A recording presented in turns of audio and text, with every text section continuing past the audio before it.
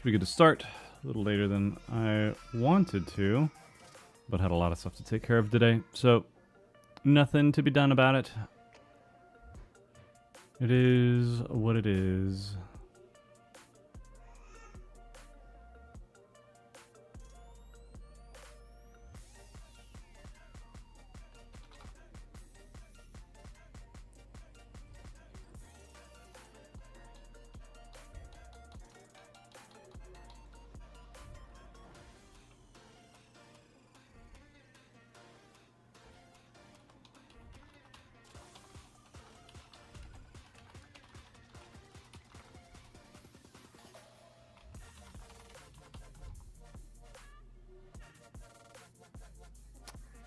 Hey there, Alexander. Figure out the clash wording? Yeah, I think it's good right now.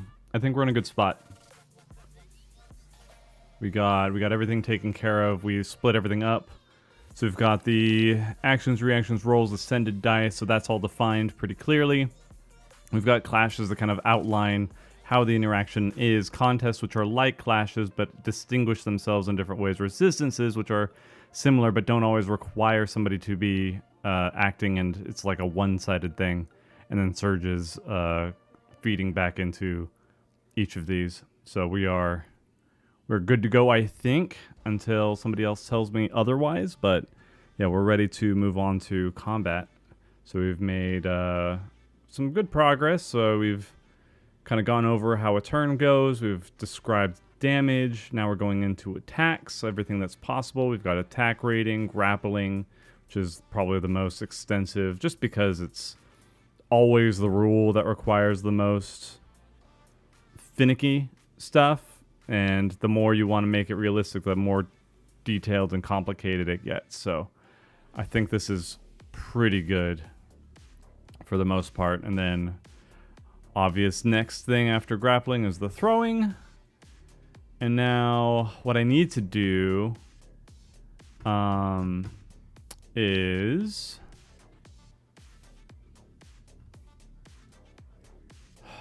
I need to start outlining what I'm skipping. Hey Finn, yeah, we're just starting right now.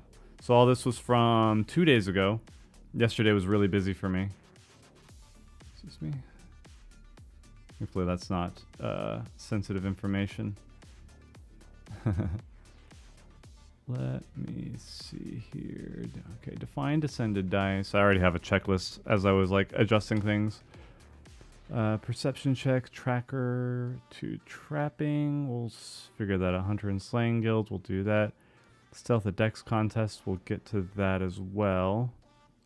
Move open-handed combat from expertise. Added back with brawler. I think I did that. Grappling. Not recover stamina on turn start. Yeah, so I've done.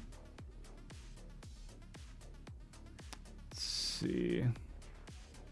That's it. Okay.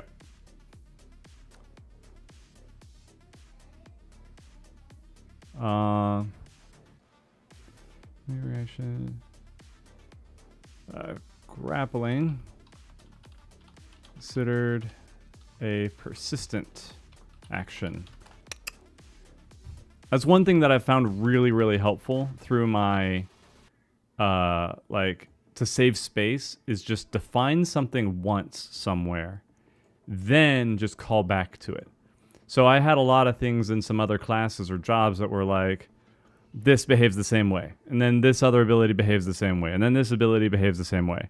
So I'm like, I could just like make this a trait or list it earlier on in the class structure. Be like, if it does this, this is always the case. And then just refer back to that. Saved so much time and space. Like right up here. I won't show that because it's mostly Berserker stuff. And that you guys don't get that unless you support. You got to get that early access stuff. Otherwise, you're out of luck. All right, so yeah, okay. Took care of that. damage, rule to distinguish, base damage, and bonus damage. That is in the additional damage. We've got that taken care of. Make movement rule where if an attack says move, it signifies using the required. Did I do that? I want to say I did. As mentioned before, movement is determined by unit speed. One tile of movement equals, I think this roughly equals 5 feet in earth units. Moving a single tile normally without impediment uses 1 speed. Units are always positioned in the center of the tile they are occupying. Movement is measured from the center of one tile to the center of another. Movement can be only done during a unit's turn unless otherwise specified by an ability. Any ability, action, or trait that references a unit moving a certain distance consumes movement. Okay, we got that taken care of. It's nice when I actually remember the stuff that I wrote down before. Add off guard to statuses.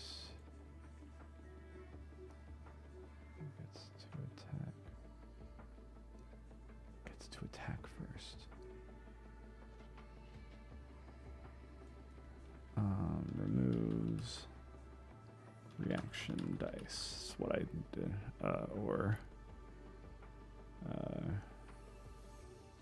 Enemy reactions. What program is this? This is InDesign. It's not one that I was particularly familiar with, but I'm fairly versed in Adobe stuff, so I've been learning it to at least just... I could probably do things a lot better, but it at least has all the stuff needed to make a book, and it has the formats needed and everything, so I can just hopefully take this when I'm done with it, upload it to a printer, and then have the books, because I already got samples made.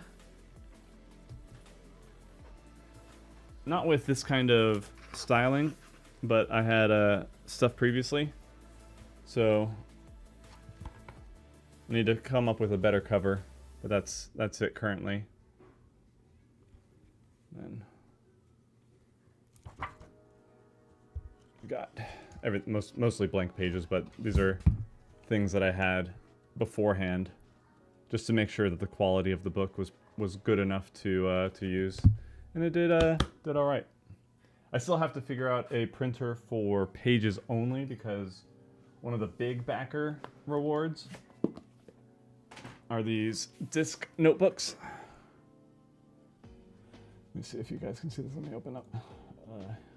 So this is a vinyl that I printed out and heat applied to this cover, and then this is just normal binder stuff. But I'm gonna buy a hole punch, and then order the pages to be printed, just the pages, and then punch out all the pages, and then put them into these binders for, like, I think it's 20 people.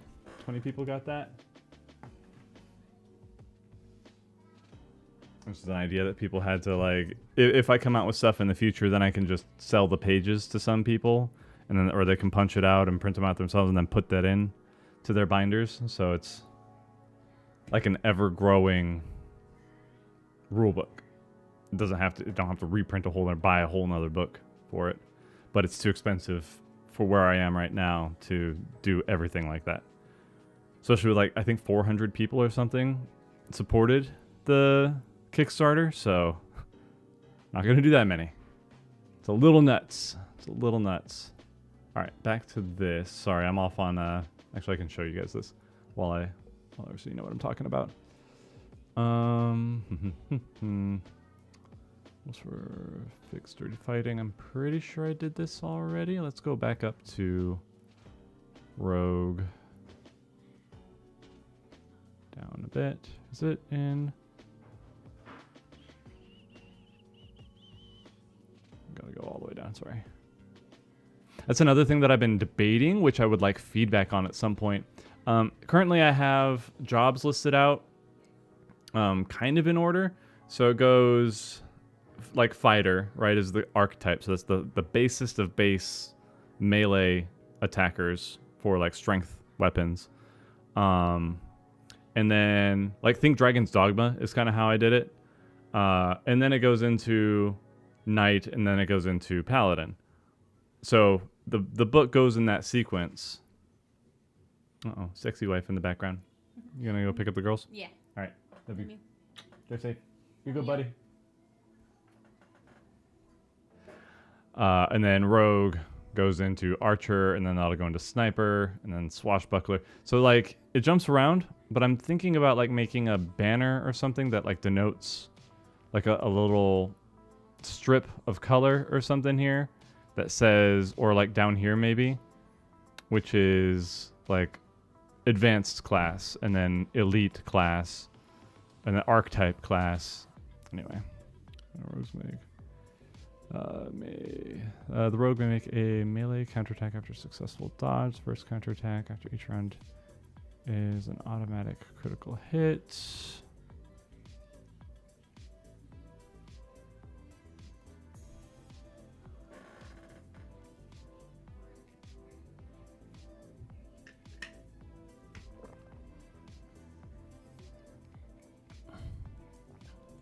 So, but the cool thing about this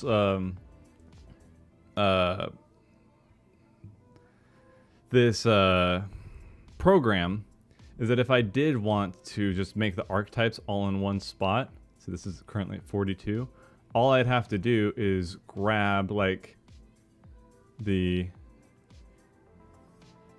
caster here. It'll take a million years to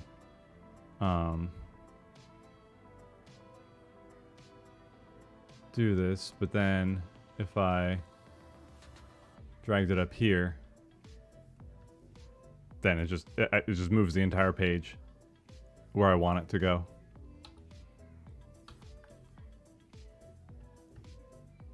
And then it's back at the original spot now.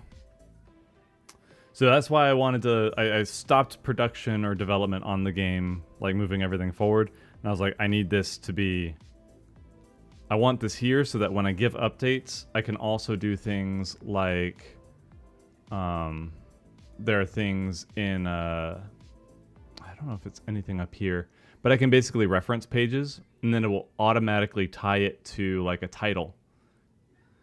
And then, that if I move stuff around, it'll automatically update. I don't have to worry about it, like, having to do every single update every time I move something around. And Word just sucks for this. So I needed something else. There's probably a more efficient way to do this too. These are all, like, different layers. So when I was working on the spells and stuff, it was just mad at me. It was very, very angry at me. It's kind of doing it right now. I'm past over it, and now it's like, oh, we've got to render everything. I can't scroll. I have to wait. This was really annoying. It's the thing with Adobe products. They suck up so much freaking RAM.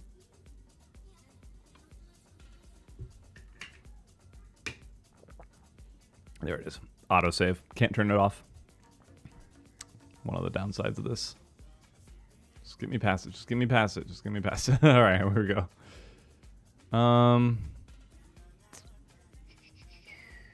Rules for counter-attacking, fixed fighting. What did I do for the other one? I'm trying to remember the direction that I want to go in. Clash mechanic here. So I had pairing.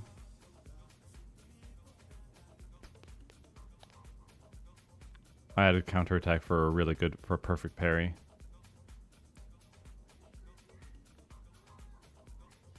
Okay. That should be good. This should be good. I think that should be alright. I hope it's alright. Pretty sure I fixed it. I'm gonna get that eventually. Sustain. Requiring half the original mana cost.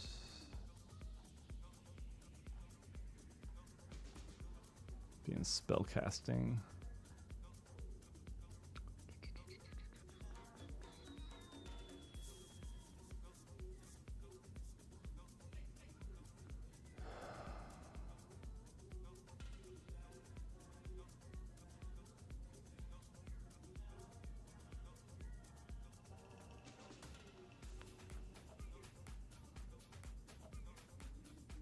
I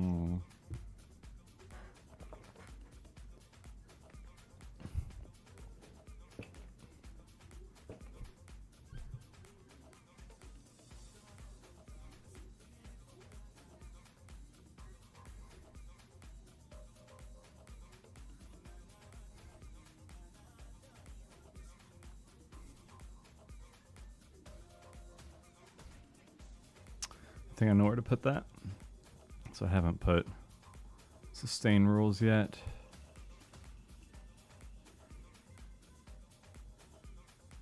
I'm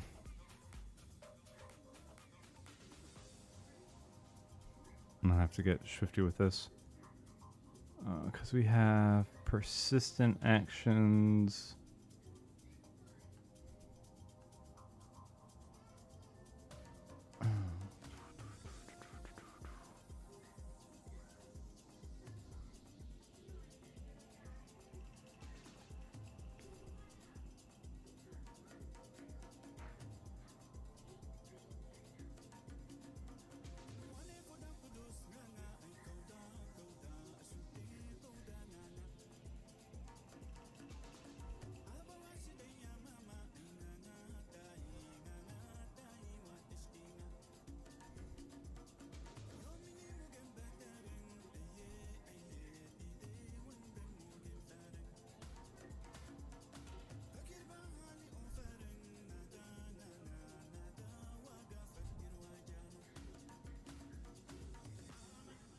How did I do that?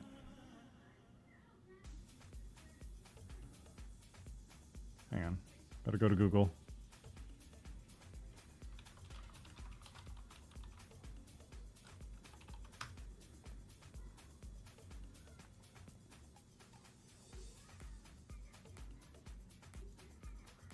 Type.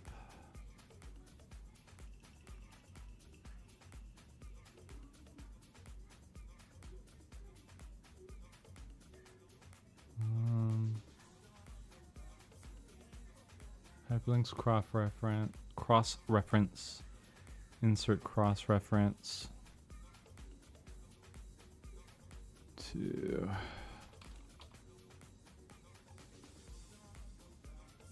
should be a title.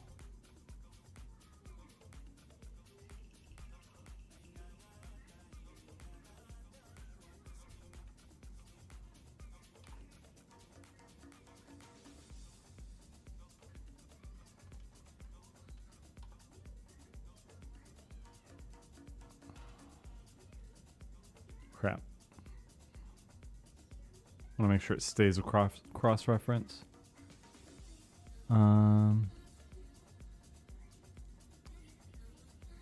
Page number.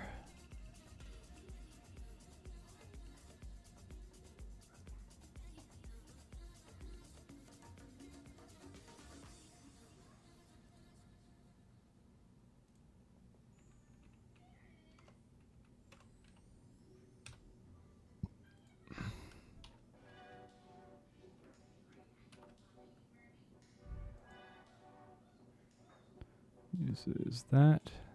Save. Oh, shoot. Wrong page number. Reference page. There we go. Perfect. Perfect. I'm going to go back. Right, I have the cross references there now. This is what I was talking about. I can just do this. Title, combat, page number. And there we go.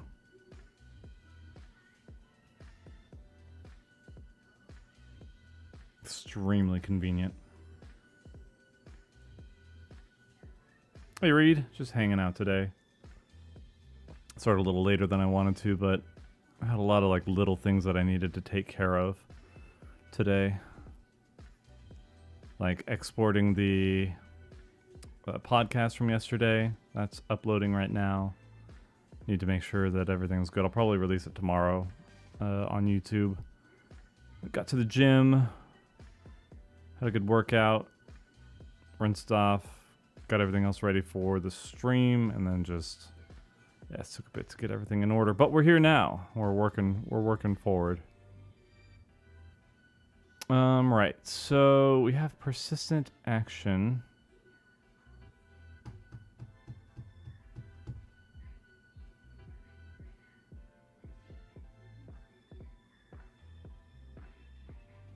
This should be its own rule.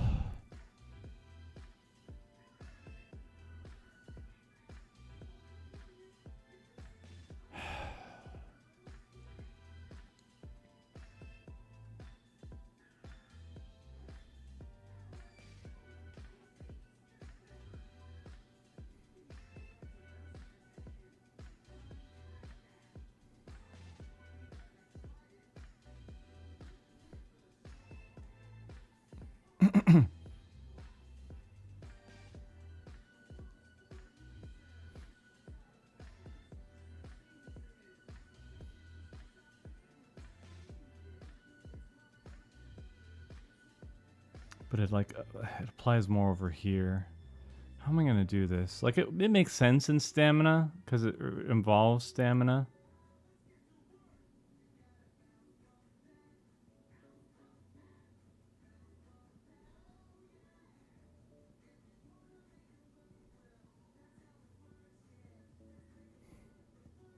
I just don't like it defined, like it's a nested definition, and I don't like it.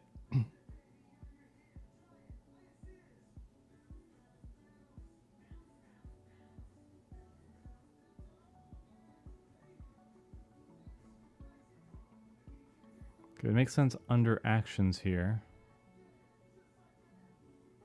I could just put it in the combat section.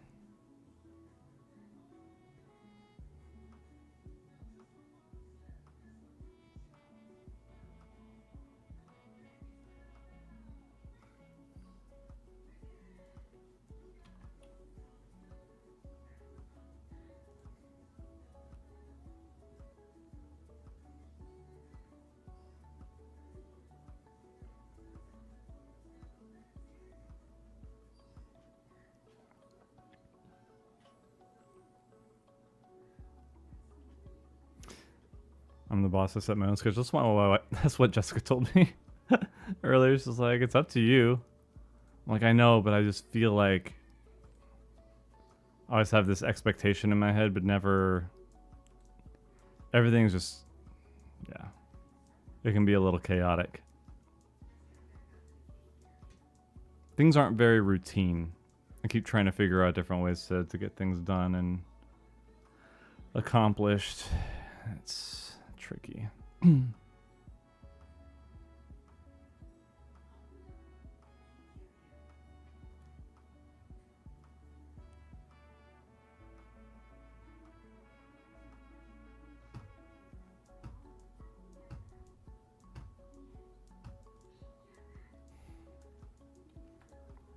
Okay, it's just the thing is that like persistent action doesn't really belong in combat either.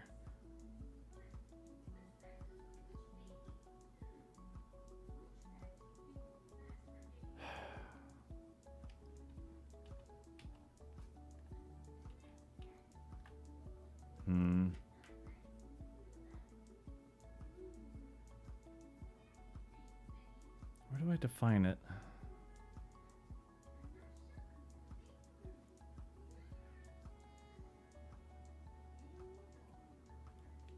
I could always add another page after this stuff. Like I could add a page here and add more definitions.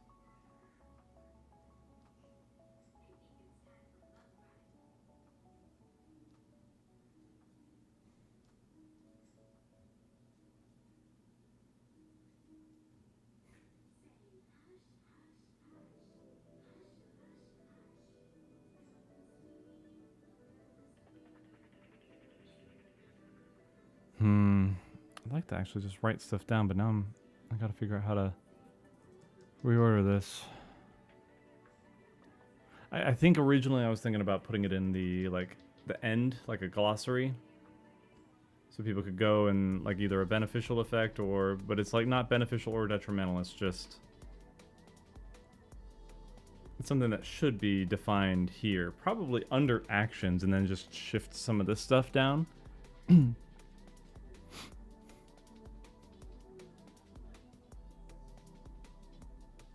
If I did,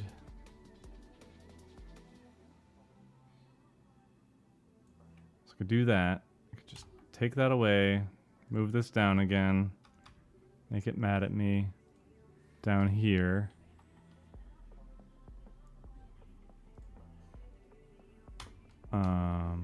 Then persistent action, subheading.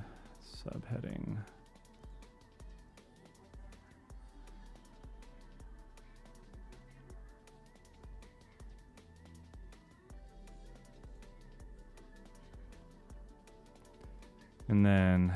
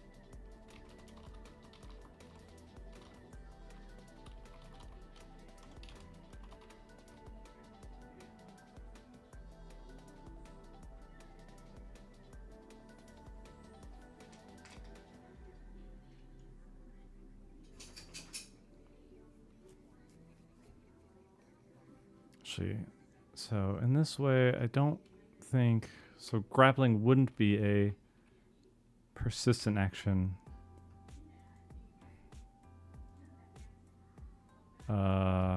It would be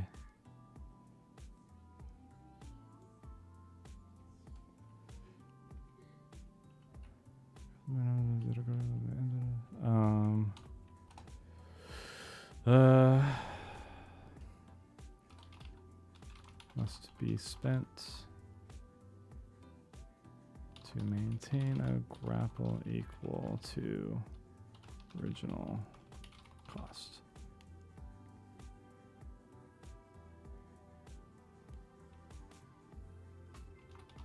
After mana is regenerated. Spent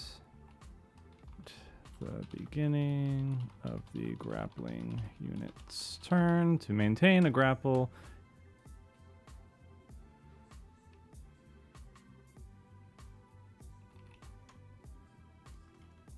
Turn equal to the original cost after stamina is regenerated. Grapple.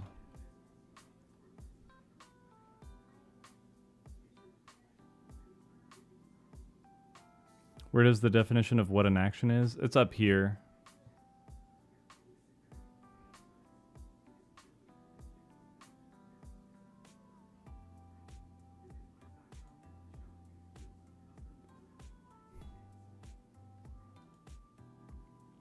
So, yeah, here, right under terrain actions. So it refers to any action a unit initiates, typically with the use of a resource. This includes attacks, abilities, spells, movement, etc.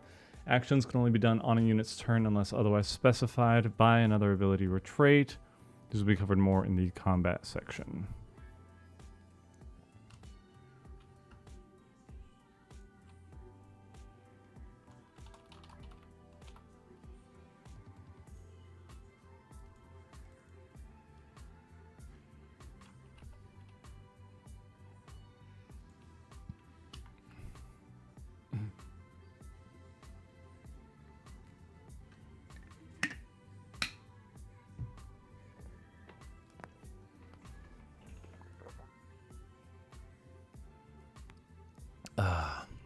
Let's see if I get off here. See, this little plus icon means that there's words down here that are getting cut off of the page.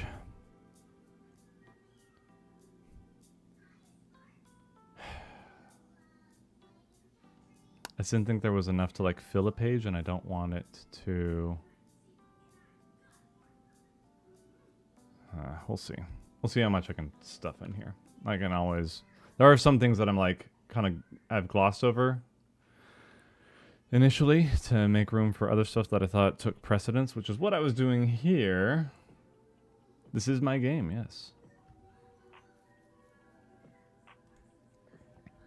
Or, part of it anyway.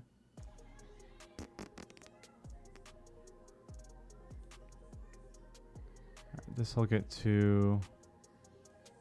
This I'll get to soon. Tabletop. Tabletop because hiring programmers is expensive monetarily and learning to program is expensive temporally. So this one is just the time I'm spending doing it, I'm also learning as I go. So perfect. Sanded mud terrain. I'll get to that. Define a buff. I will get to that.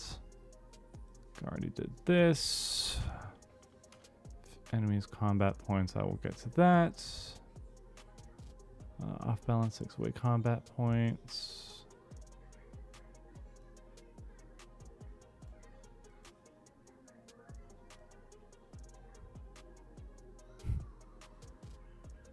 Oh, that's off guard is different than off balance. I screwed that up.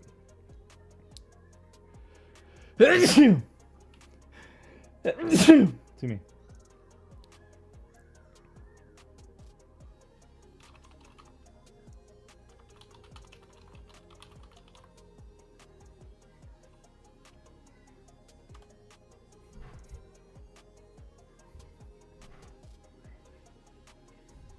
So like I think the thought behind off guard from block is like if you're parrying. So if you roll really well on your block or your parry compared to the incoming attack, then you can put them into an off guard status, which allows the like a counter attack or something like that. This right now is in InDesign. You're in InDesign at the moment. It's very versatile in making it look good and also like referring to different pages and stuff, which was getting I kept like updating the Word doc that I was working in just to like start things off, and then all the reference pages were scuffed. I don't know if you can do that in Word, but it also looked ugly. So okay. Strength of a weapons hit. This I kind of took from Draw Steel. I'm not sure if I want it in my game. I'm gonna keep it just in case, just an idea. But racial skills have cooldowns. Do they? Oh yeah. Did I do that?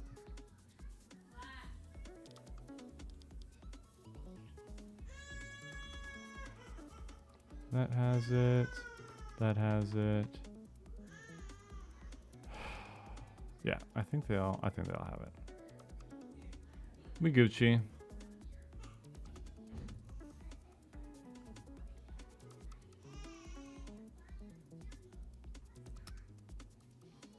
Alright, start of the caster's turn.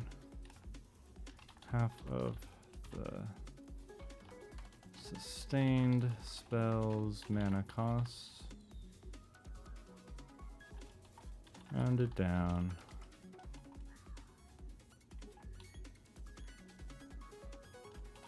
After mana regeneration, rounded down, is consumed.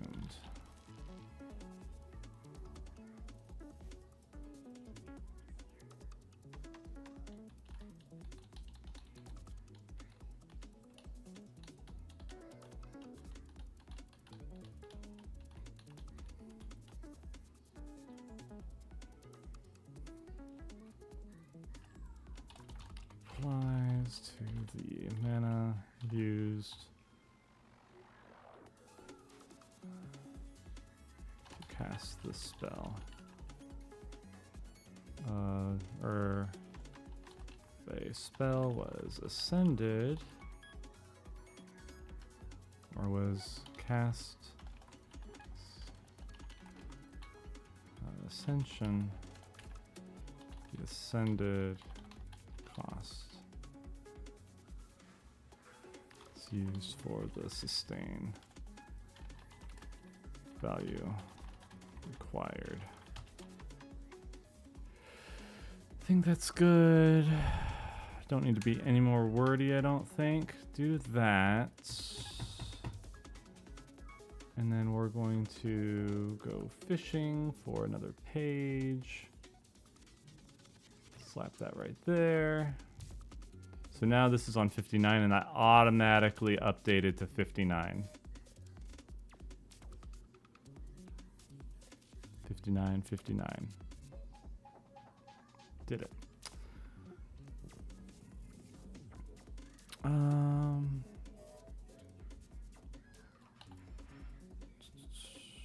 Oh no, what I can do, back to T.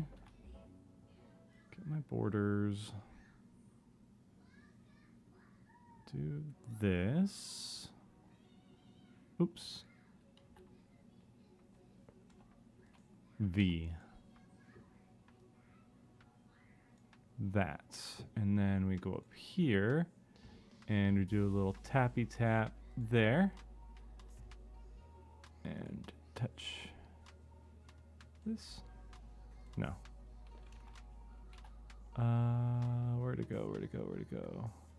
Here we go. This to that.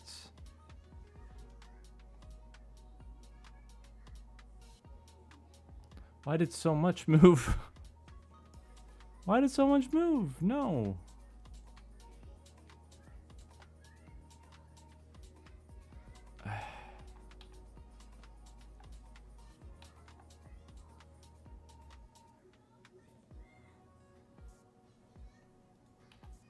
Bad.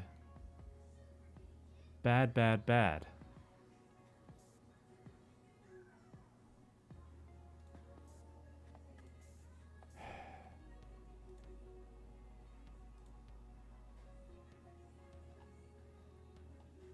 This is being naughty.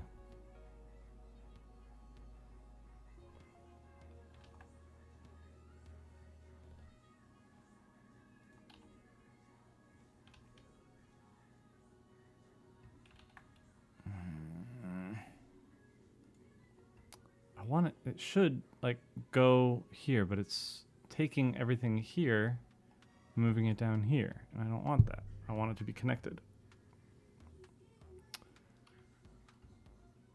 Ugh. Gosh.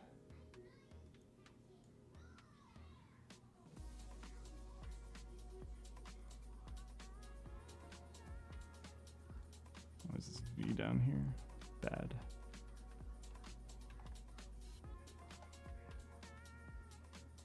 Release me. Save already. You. Ugh. This program. Oh, is it because... Hang on. Hang on. Hang on. This... How do I turn you into...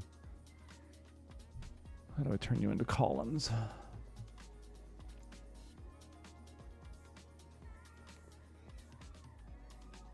I hate this autosave feature. It saved me a couple times, but I hate it.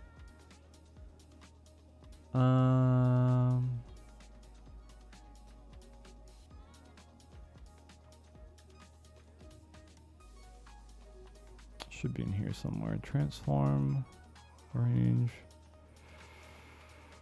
feed in captions, hyperlinks, interactive.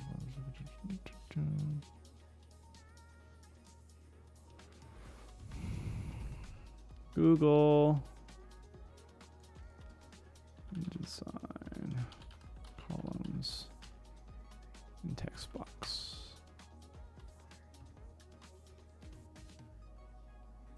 Type tool.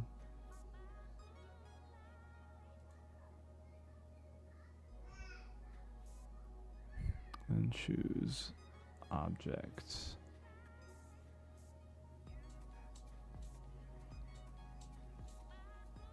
Text frame options.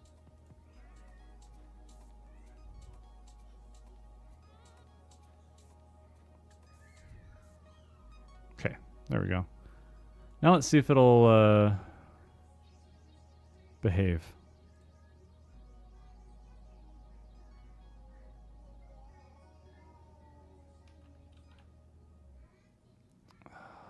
Whoa, whoa, whoa, whoa, whoa, whoa. Whoa, whoa, whoa, whoa, whoa. Whoa, whoa, whoa, whoa, whoa.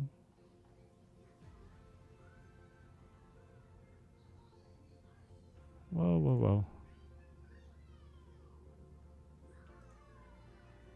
Am I doing the wrong one?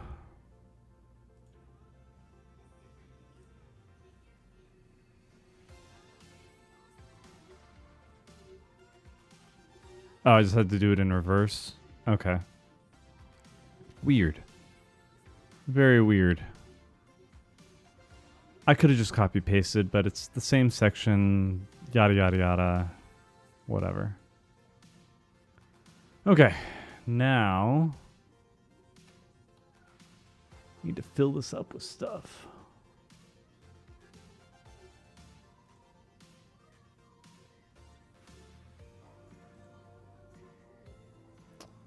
Okay, back here. Excuse me, goodness. Martial skills, I need to get to that. Gameplay. Movement, resources. Okay, hang on. This is supposed to be like lo-fi stuff, and it's not lo-fi stuff.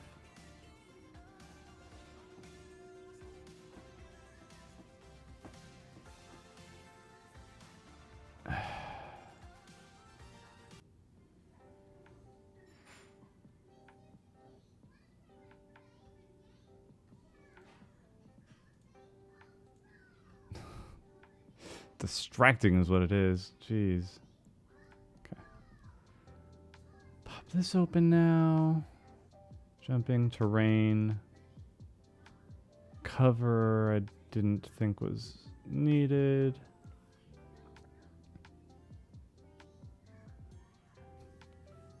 Took away doing attack actions. I defined reactions. Martial skills are defined somewhere else. Reactive stances I didn't...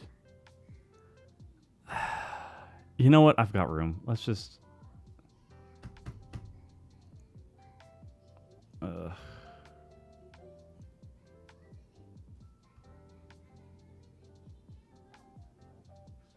moved turn order into combat because that's the only time a turn matters.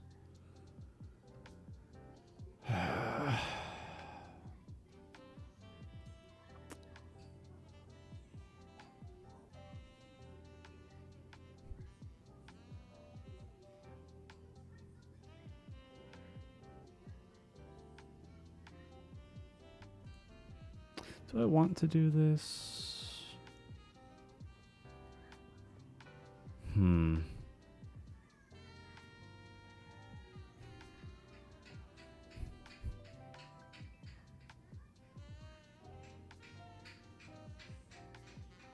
Where would I put equipment.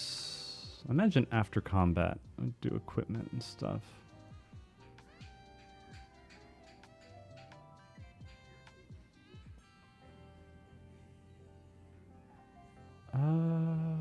I could define stealth, I guess.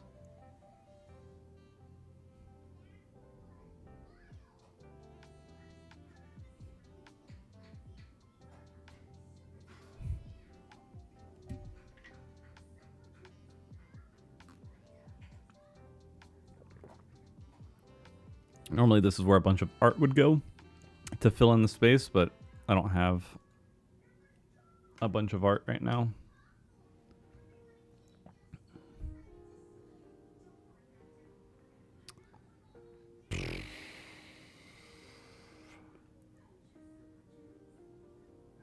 So we did crawling, crouching, sprinting, climbing, swimming, flying, jumping.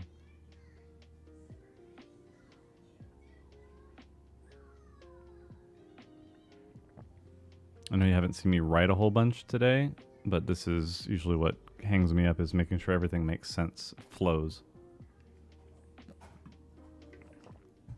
The design of the rule book is as important as the game itself, the mechanics.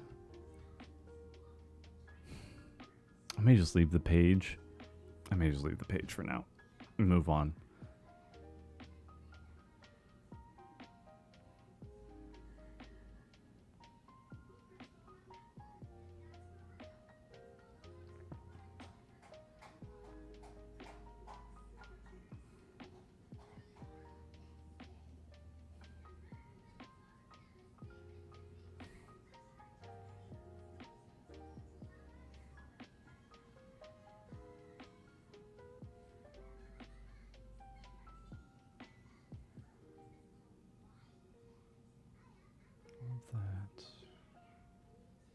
Sorry, I'll show you what I'm looking at so it's not so awkward. Done all this. I need to do the reactions now. Escape needs to be defined. I'm just trying to figure out like what else in gameplay, because there's roleplay stuff. I think instead of this is for taming creatures. I think instead of rapport, I'm gonna do a system. I want to say it's like what Critical Role did, their Dagger Heart, but it's going to be like a general thing for narrative. So I think they have hope and let me look at that real quick. Dagger Heart, hope and fear. Man, I'd want to use the same words, but they do different things. Because basically, there's the Overlord, right? Who takes the place of the DM, and then part of the Overlord would be trying to capitalize on fear, making things easier for them, and then the heroes doing things would increase hope. But that would be a narrative thing, not a mechanical action thing. I think it's different enough I could still use it. But people would definitely like draw parallels or think that I'm copying. It's not something I have to worry about right now. I'll get to it.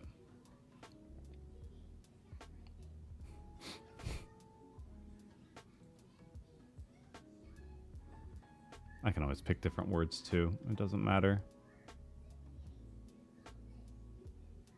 All right. Anyway, what else are we? Taming stuff, combat, all this. What do I have right after combat? Other actions. Here we go. Here we go. So checks are changed to rolls. Statuses. I could define that here in gameplay.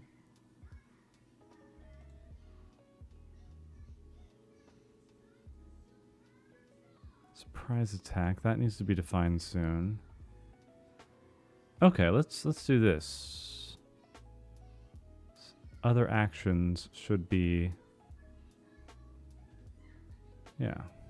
Okay. All right. Let's fill these pages.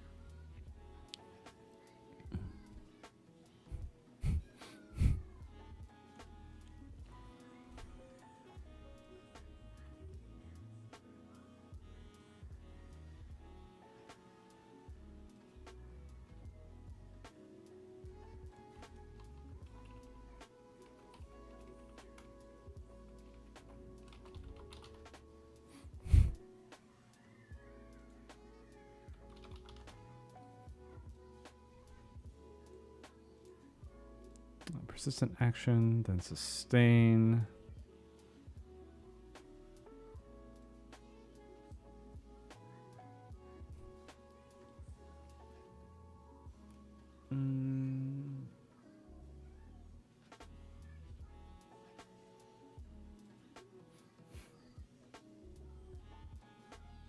So, let's see. There's concentration as well for spell casting.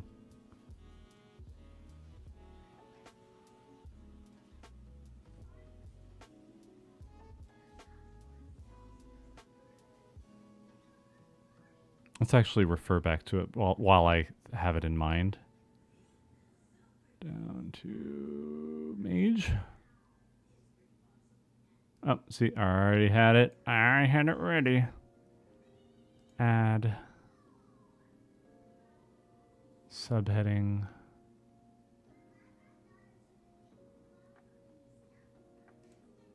Sustain.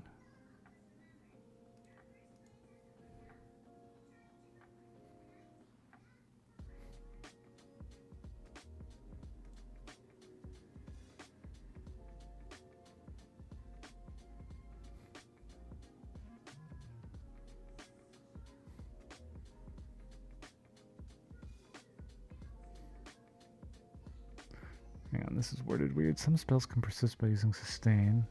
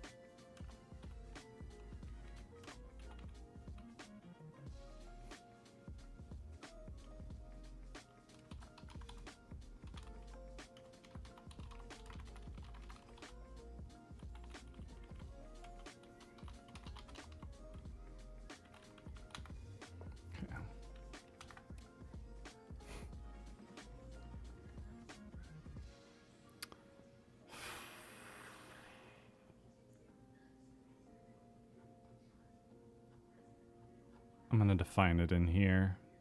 I may as well. This is not a done deal. If anybody ever was like, I think it would be better or make more sense over here, then I can always take that feedback. For now, I'm doing what makes sense to me, and we got to move forward. Typically for spells, concentration is required for actions that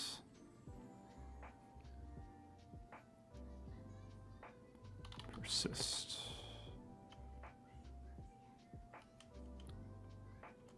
Or required for some action spell effects to persist.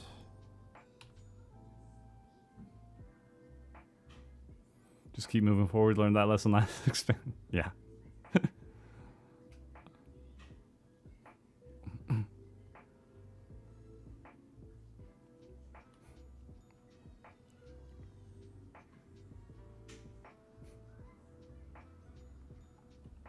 If a unit using concentration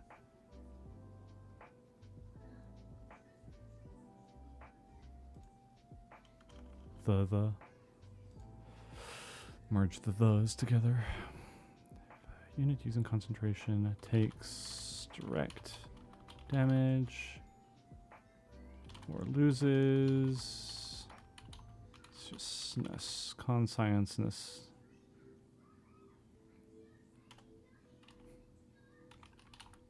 Concentration roll must be made to continue the effect. Or effect. Like it has to do with actions, which is why I think this makes sense. Loses consciousness. No, if they lose consciousness, that's an automatic end.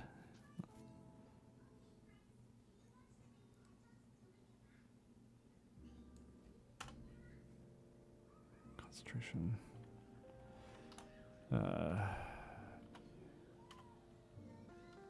If they lose consciousness, concentration ends immediately.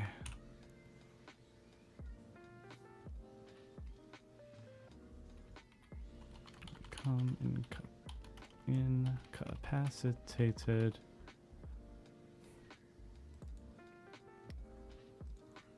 Keyword. Keyword. Keyword. Keyword.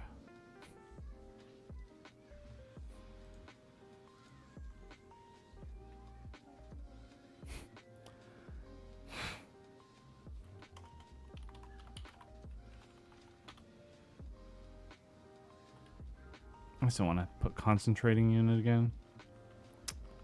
A concentrating unit loses consciousness or becomes incapacitated. Immediately.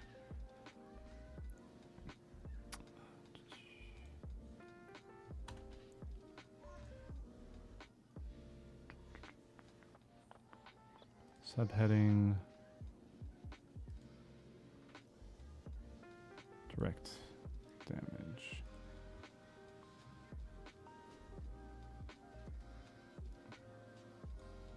Keyword.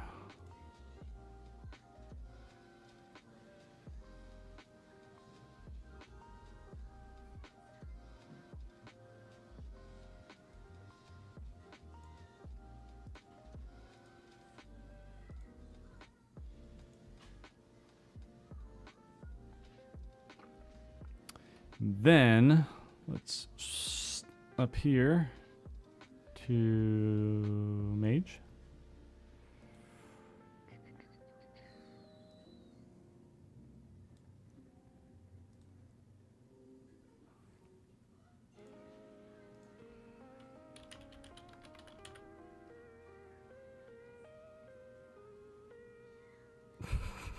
It's going, it's thinking. Oh, it's thinking so hard.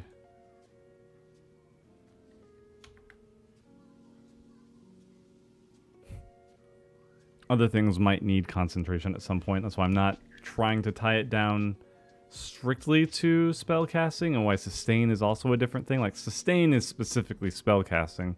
Persistent actions are specifically stamina actions. There we go. See, we're filling the page as a matter of course here. What else am I looking for?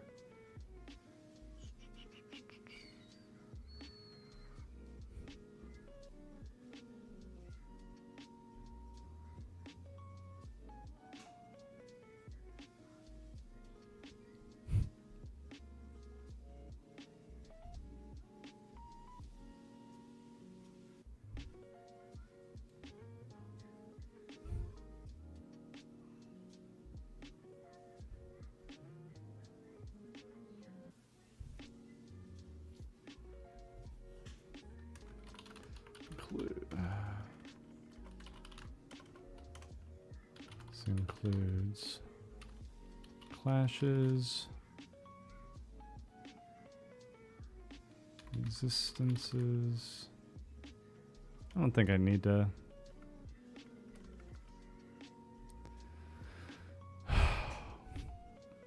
I don't need to fluff the page. Move that down.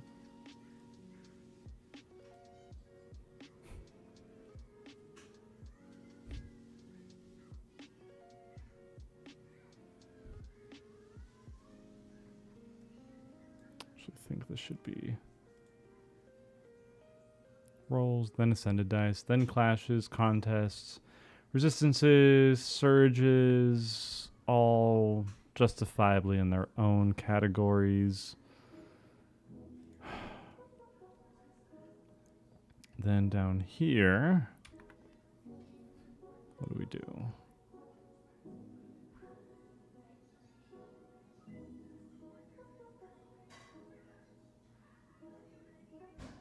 So just so you guys know, this isn't much of a change for me, going from doing this on my own to streaming, because I talk out loud all the time.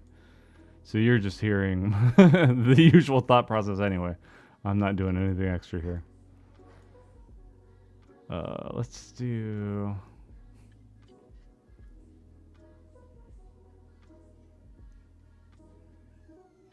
No, this should be under actions here.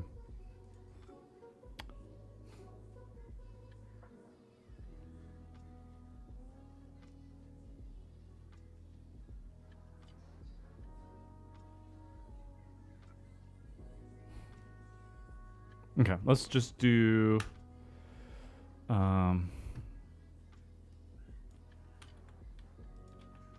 save myself some formatting time. Hang on, why is it doing this? Why are you doing this? Why you? It's body text. Why is it so? This seems really far down.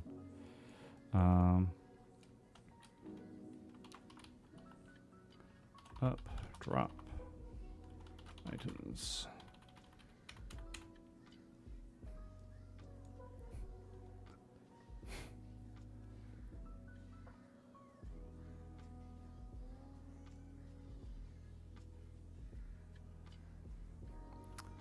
Picking up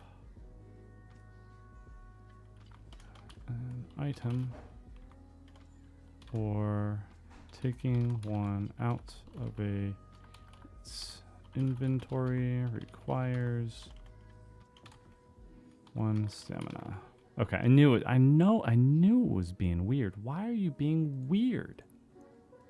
Stop being weird. Knock it off.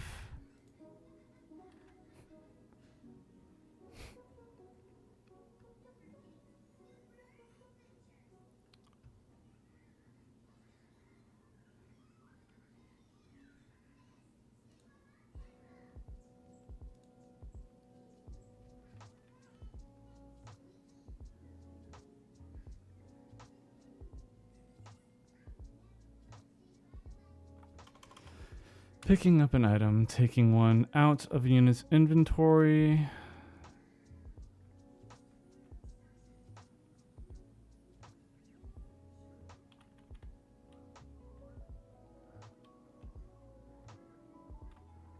Taking one out of, or seeing one in a unit's inventory requires 1 stamina.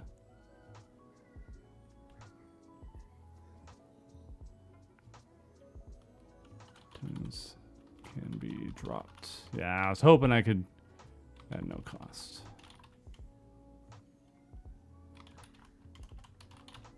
I was hoping I'd be slick and get this all in one, but we didn't.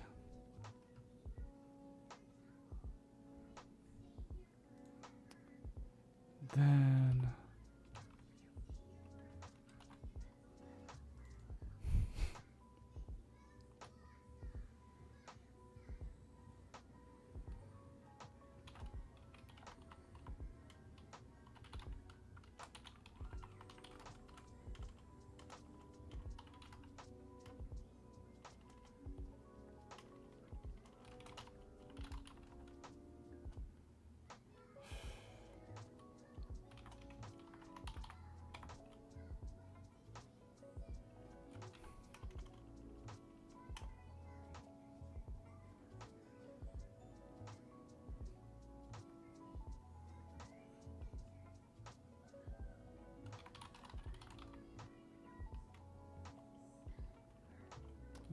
equipping a piece of equip requires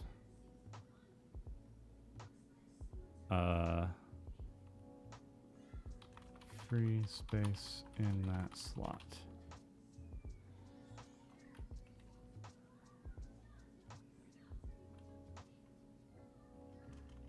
Requires that nothing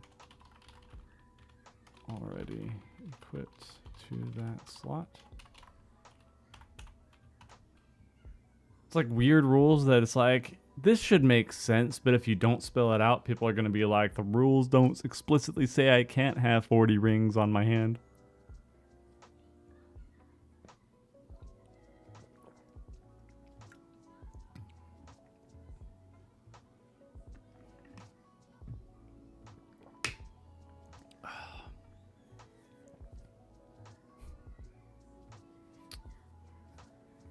Glad to see all the lurkers in chat as well. Hello.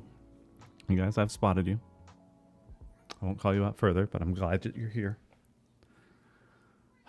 Okay.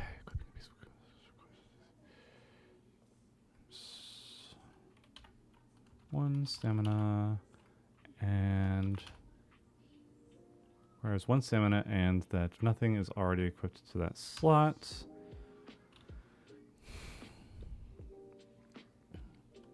Removing a piece of worn equipment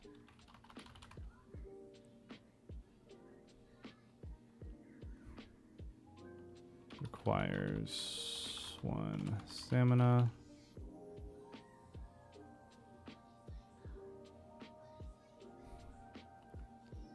Placing equipment in and out of inventory works.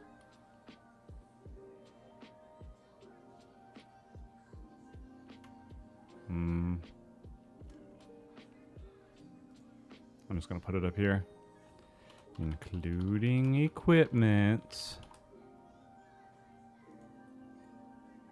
Moving a piece of worn equipment requires one stamina.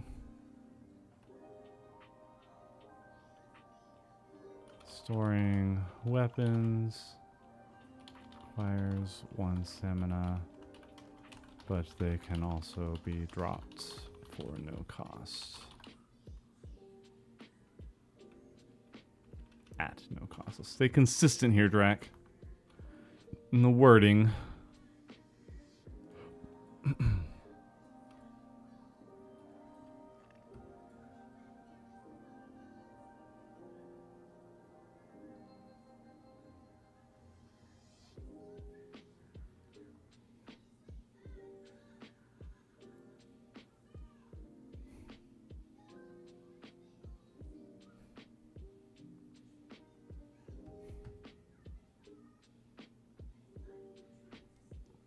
Yeah, I'm finding a lot of stuff that'll fit here. We're good.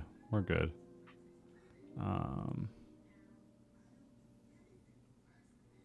Yeah, actions, then reactions, then rolls.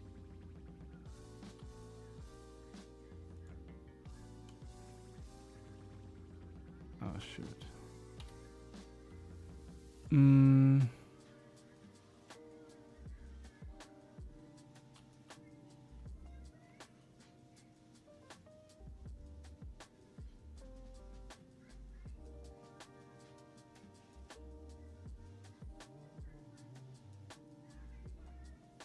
I'll let it bleed over into the other page. It's not as clean as I like it, but I'm not going to fuss over it anymore. So I would need to take out 3 lines of text somewhere else for this to work the way I want it to, and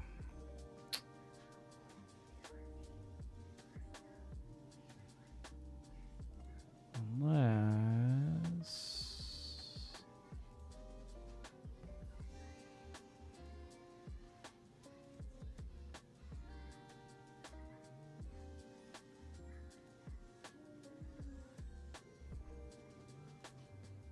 if I squeeze that down.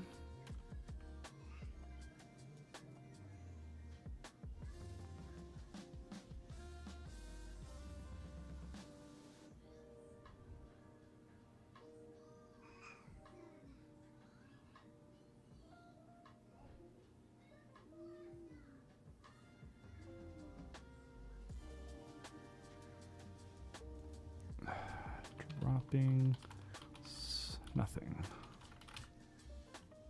There we go.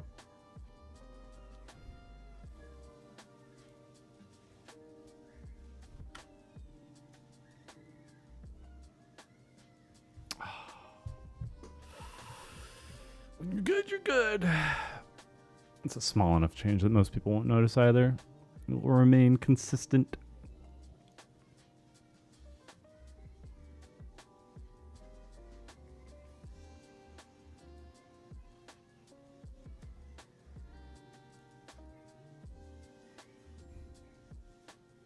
Please add that to the dictionary.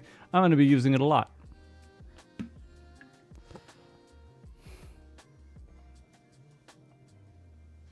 It's saving.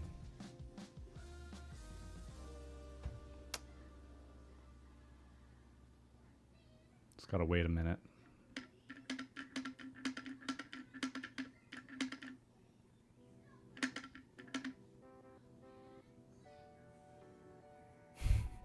A few minutes.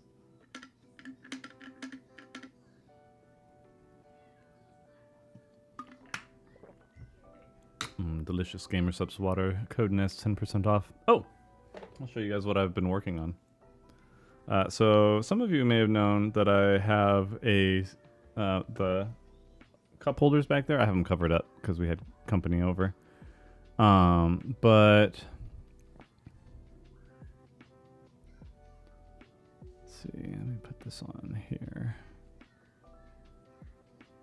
I don't know if messing with my webcam on this one is gonna. Hello. Okay, so I got the cup holders, but now the lower tier ones, like the shorter ones, now connect. I've redesigned a few of them so that these will connect together. So even if you just want them stuck in place, then you've got that. And then I also have end pieces. So you see the backs here, they're the holes for these little hooks. See if I can do this without breaking it. These little hooks go into, so you can either organize these however you want, or it's meant for multiple tiers. So then gently put it back in. But yeah, so then the big ones go in the back. But then if you just want them like that, then can't see any of it, and it's really nice. They're specifically designed for these tumblers, for the shakers, so that you can have them all on here, show off the designs, and not bump into each other. So that they're like very, very optimized for the amount of space. So I'm going to put these up for sale at some point once we figure out how to get the store going. For anybody interested in that, because it was a that design alone, and the fact that nothing else out there was nothing else like it was out there, it led me to buy a 3D printer just so that I could make my own. And now I'm going to try and make some money back on the printer. So shouldn't be too costly, but just little things. Gotta figure out how to do shipping and packaging and all that stuff. All right, contest roll surges. All right, so now we're down here, and we're going to do. Don't need to do checks and saves anymore. Those are outdated terms. Do statuses.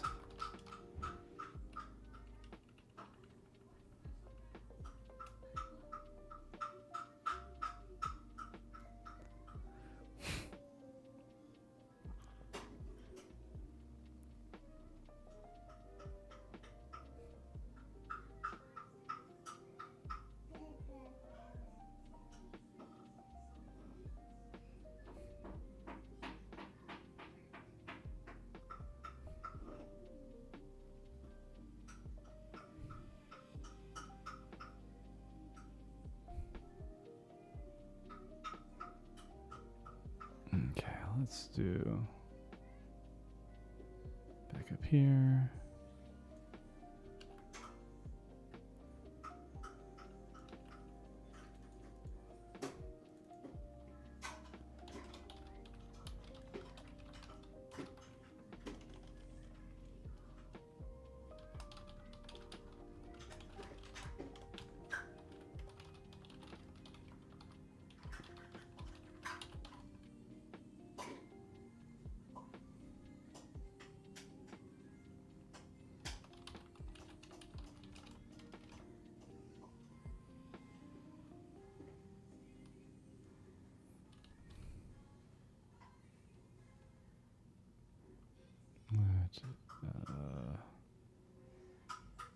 Help or empower units for a limited duration.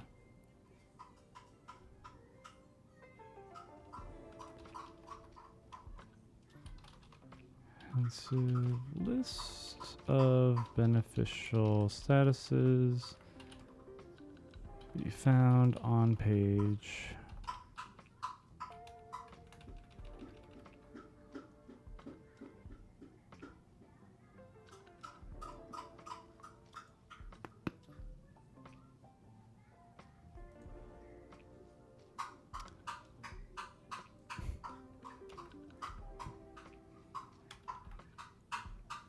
Leon found his little cups.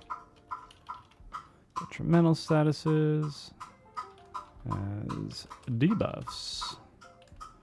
Detrimental statuses are effects that harm or inhibit units for a limited duration.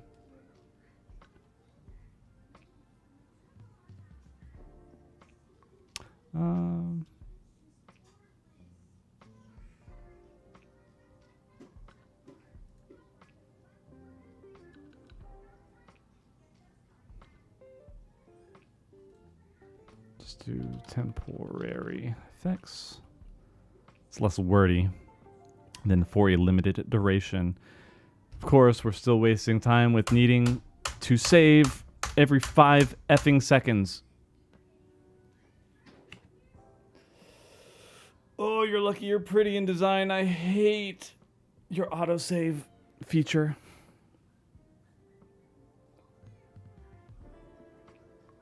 How long it takes. I've lost hours to this this thing. How long it takes for this thing to save every now and then. Is it as much time as I would have wasted if something crashed? I don't know. But that's also the fault of the program if it crashes anyway, so.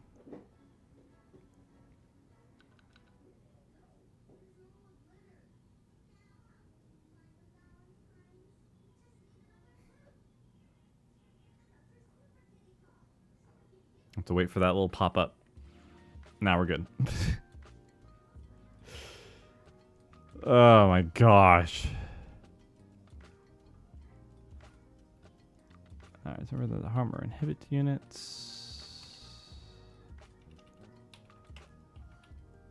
are temporary effects placed on units.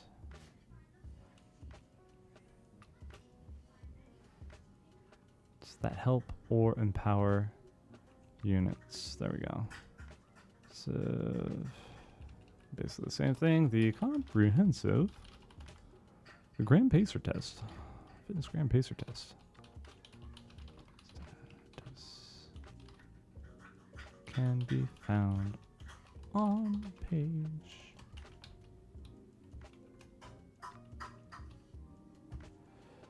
Reference page.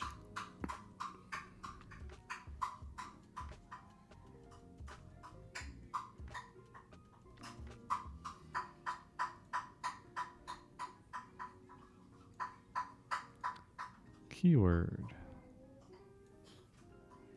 Keyword.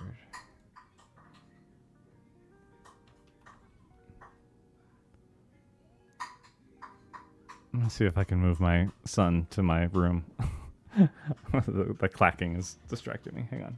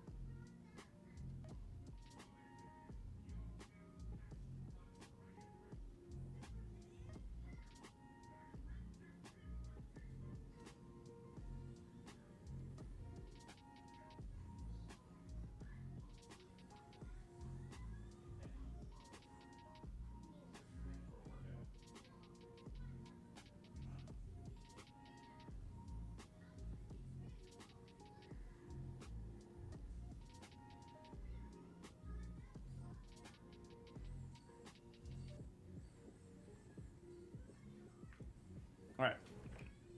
Baby successfully relocated.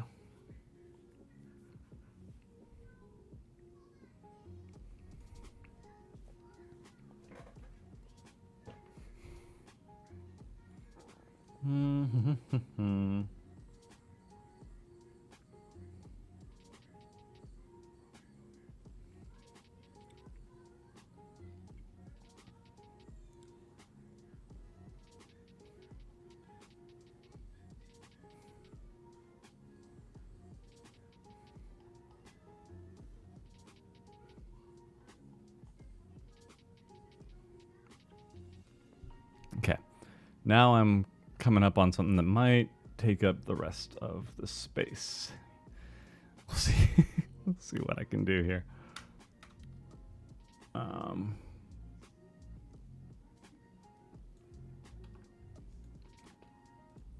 We just need to try. We need to go.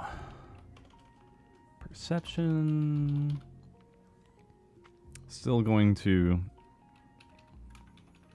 Yes, it's in D&D and Pathfinder and stuff. Does Pathfinder use it? Does Pathfinder have perception?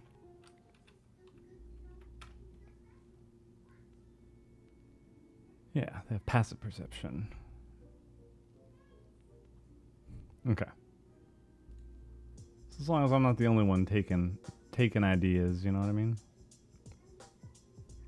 If somebody's like, oh, you're just stealing from D&D. I'm stealing from other people that have also stolen from D&D. Or rather, I'm no better or worse.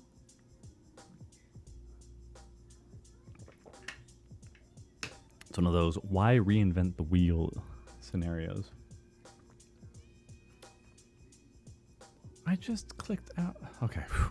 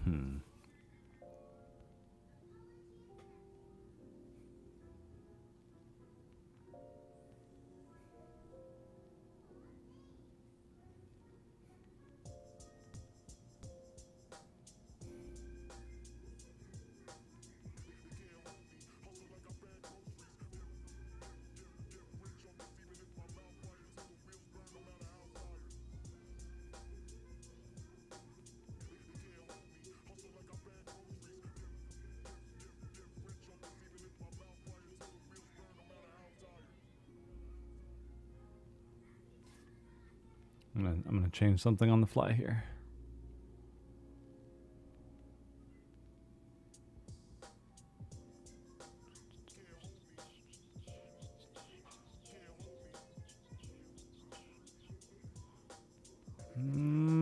Sorry for the dizzying stats.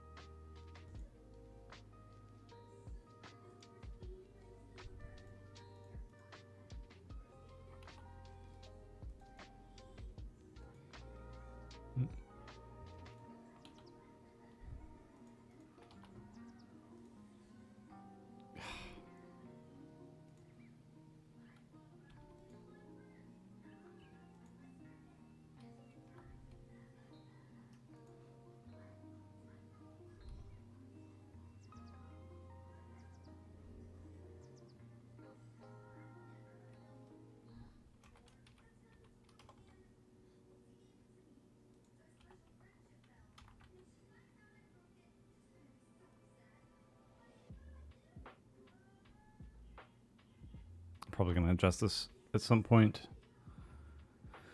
Anyway, to change up. Oh gosh, I just realized an issue.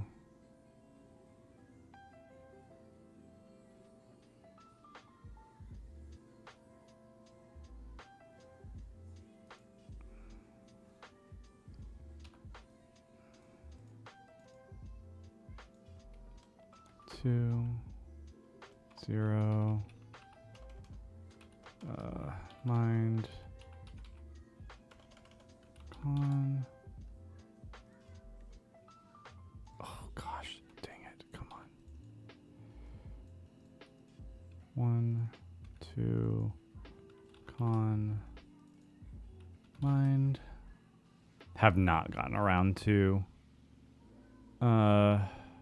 fixing doing the stats for, which I should do up here, define it for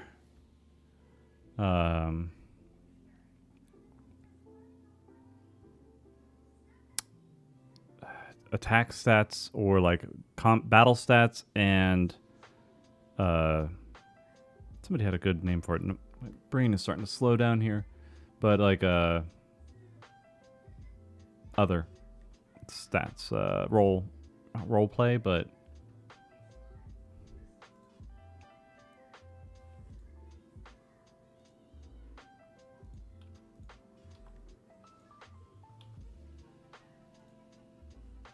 hey Kriat. This is easy. Just do mind and con.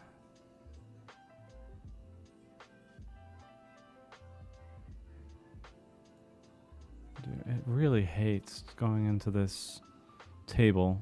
I guess because the table is behind.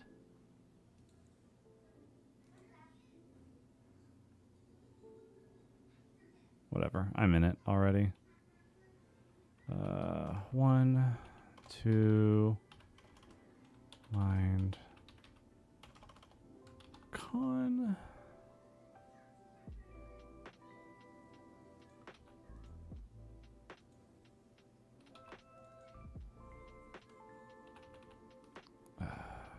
Four, 2, mind, con.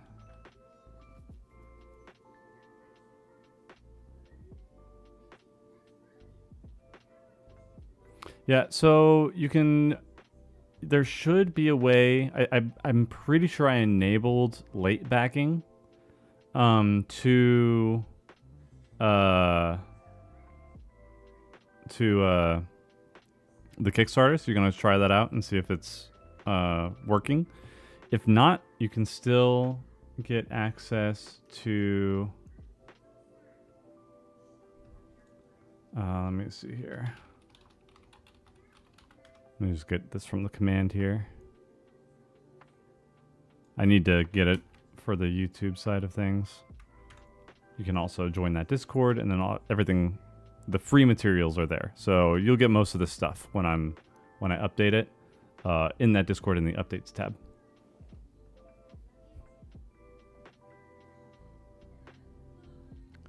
Con mind, con mind. Con mind, con mind.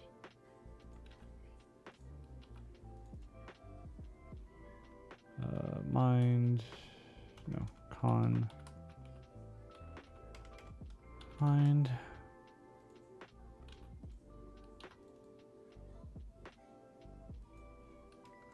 3, 1, mind,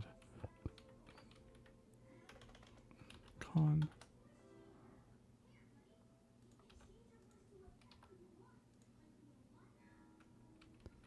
Makes it easy for me.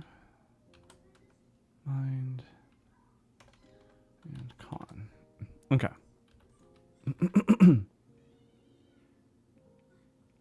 Unless I come up with something else to make mind a combat stat or charisma, like if I can make these roles affect combat in some way, or make classes that use them.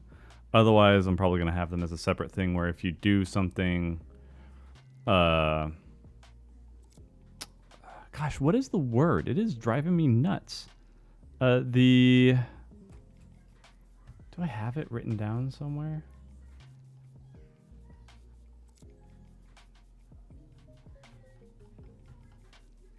We're actually getting close to the other stuff here, which is good.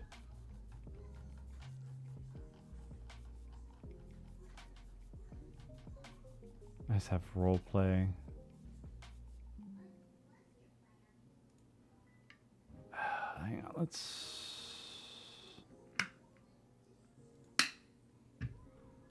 What is the word for skills or stats used in role play in TTRPGs?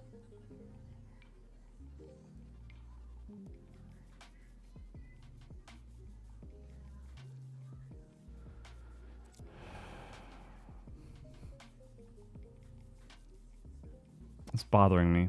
I need to...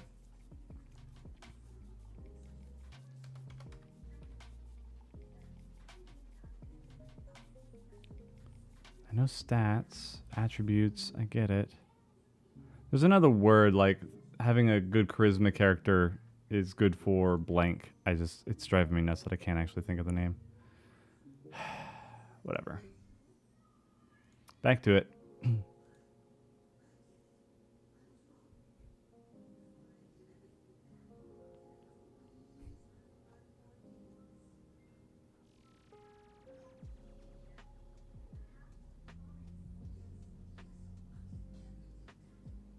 Like at some point I'll have something like a bard and a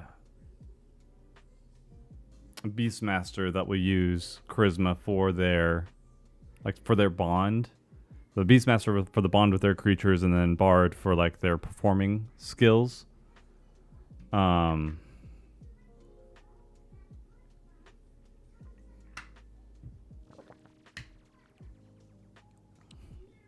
Or like their songs, the way that they affect other creatures will be based off their charisma stat.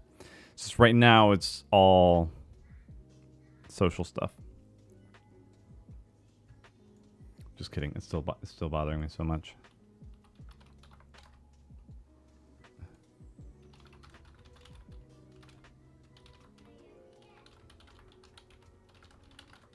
With combat, but assist in role play.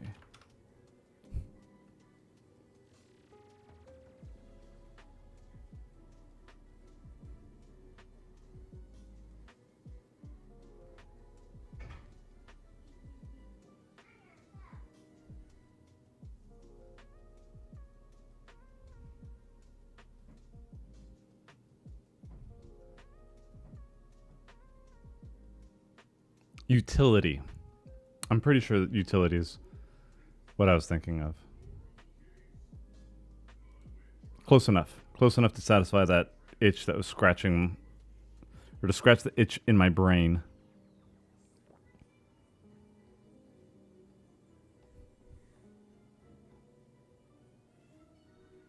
Guys, how loud is the TV? I'll talk to my kids real fast. I'll be right back.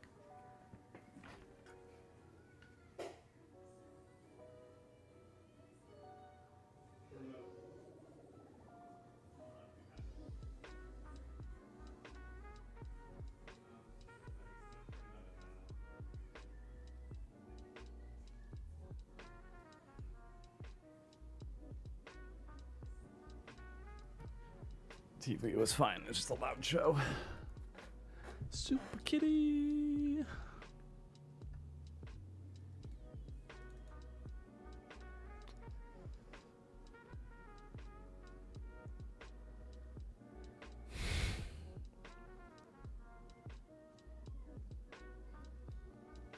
TV is not loud. It is to me, okay? Especially because the intro song to the Super Kitties has like a really high-pitched note at the end that's held out for a really long time. So that's what was playing. It was driving me nuts.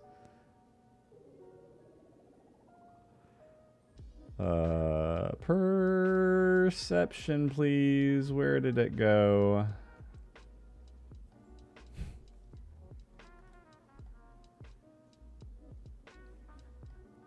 It was down here, wasn't it? It was down here and I missed it. I left it. So I originally had perception in combat, but it's not really accurate.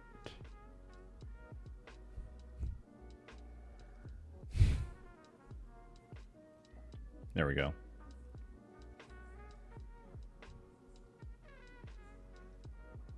Decided to play the Rag Mobile.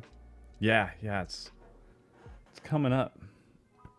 Have me work on a new video soon, so we'll see what else I can record, or if I might use the stream that we did the other day. See if they'll allow that.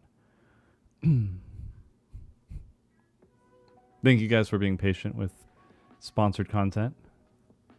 Things have been slow. Final Fantasy is kind of dwindling at the moment, so it was a godsend being able to have something else pay the bills for a little bit while we wait for them to drum interest back up. Hopefully get the A team back on the story.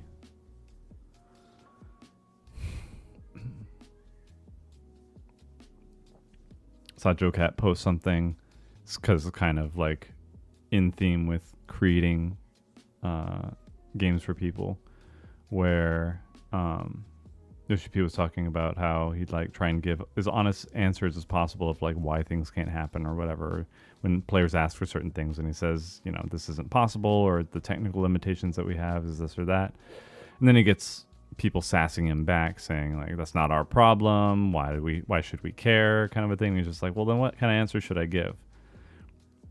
And I don't know if this will ever reach him, but I hope that he understands that that's not everybody. And I hope that the negativity doesn't drown out, or doesn't like take too much hold of his mind. I know that it takes a lot out of you to just be hit with negativity, and do your best and give the answers that are as honest as you can, and trying to make things work, and then still having people spit in your face, basically. I hope that he still gives us honest answers, and because a lot of us still appreciate it. It may be frustrating to hear sometimes, but I still appreciate his candor with everything. But yeah, hopefully. Otherwise, it's one issue that they're having right now with the game is that I still don't think that the dev team knows. I think they're trying to make it for everybody, but they don't know what at its core Final Fantasy XIV is supposed to be. I don't think anybody has like an actual concrete vision of what this game should be providing to players. And that, I think, is the big issue that they're running into, is that they're just kind of making a Final Fantasy MMO that has classes and jobs and fights and story. The story they've got down. The classes are doing all right, but when it comes to like content, they're really like, they always like try something new and then they let it die, and then they try something else and then they let it die. Like they're trying to see what will stick, but I think what, or maybe they've given up. Maybe they have tried stuff in the past and they wanted things to work in the game, and then people didn't engage with it, or people complained about it. And so then they throw their hands up and they're like, ah.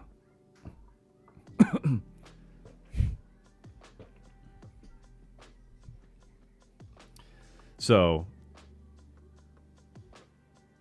it's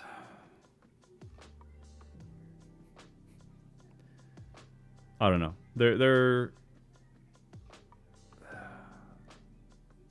I'm really surprised they don't have a rapport system with NPCs. Like we have crafting NPCs that we build relationships with, and then we can like dress them up. But you can't like date an NPC kind of a thing. You know what I mean? Like some games have that. I don't know if they want to, if that would make too much of a fuss thematically, story-wise or whatever. Like you can't date the Scions or whatever. But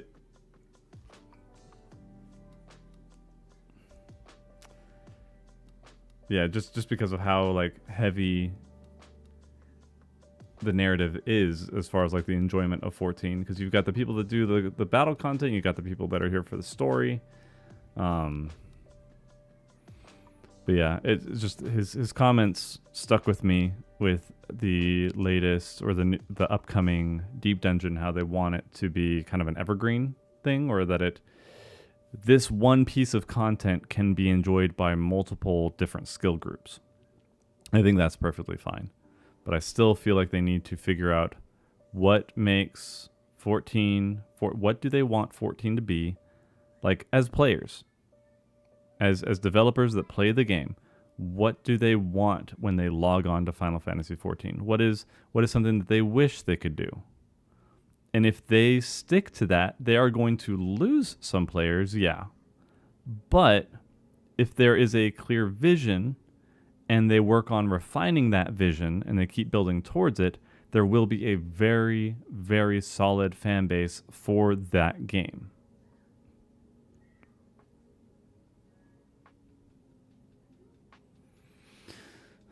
So that's and I'm saying that's because I don't know if that'll work, but that's been my mentality going through this, is that I'm making a game that I want to play. And if people give me criticism that goes against what I want out of the game, that just means the game isn't for them. Not to be like rude or stuck up. It's just like, if I change it for you, the people who are on board, who agree with my vision, who are attracted to the game because they also want to play the game I want to play, they're getting shafted.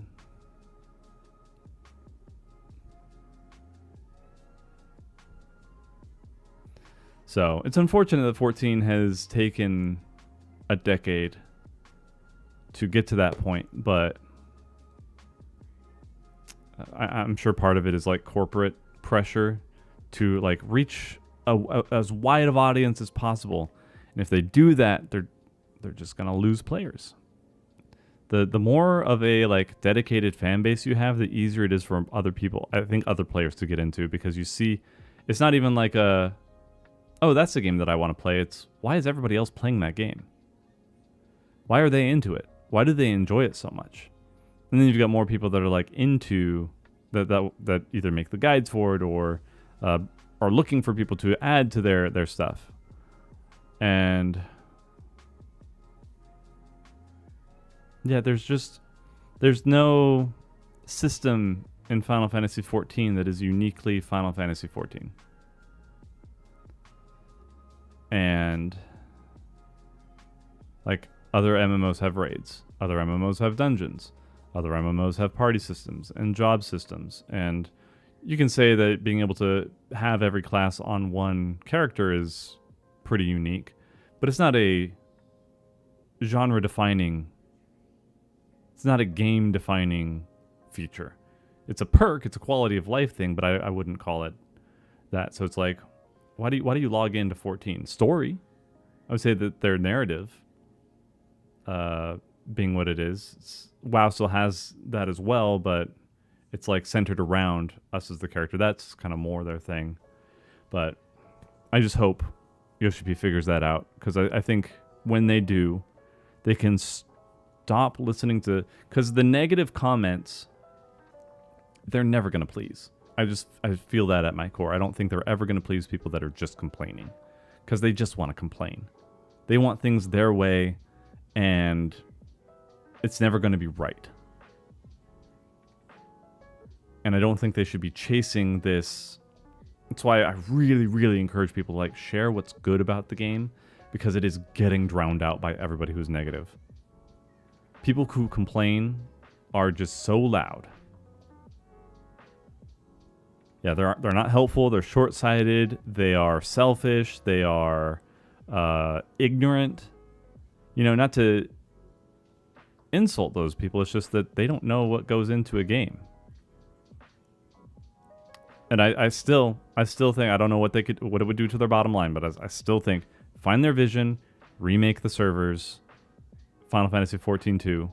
It needs to be modernized. It needs to be heavily modernized. And I hope I have the chance to talk to Yoshi P sometime soon, for the next FanFest or the what do you call it? Media tour. I hope I can go to the next media tour. I've been a lot better lately.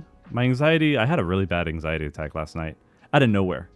I think I was thinking about how long that video is and everything that's going to happen, and like I'm watching numbers go down. I'm like, is this sustainable? I kind of got in my head too much.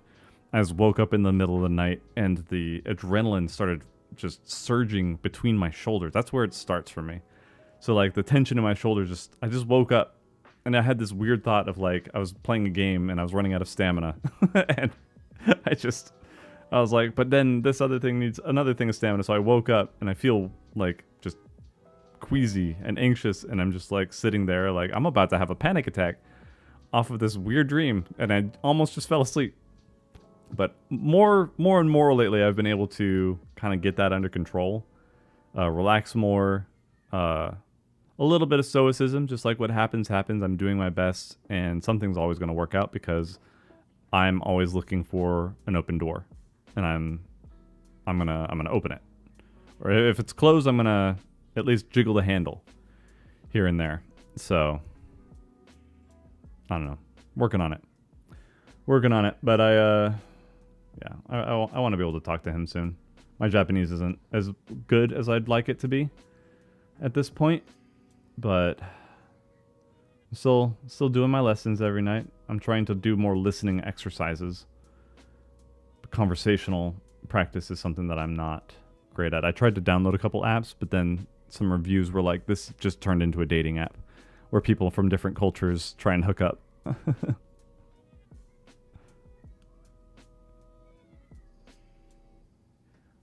Yeah. 僕のための日本語は遅い。とっても遅い。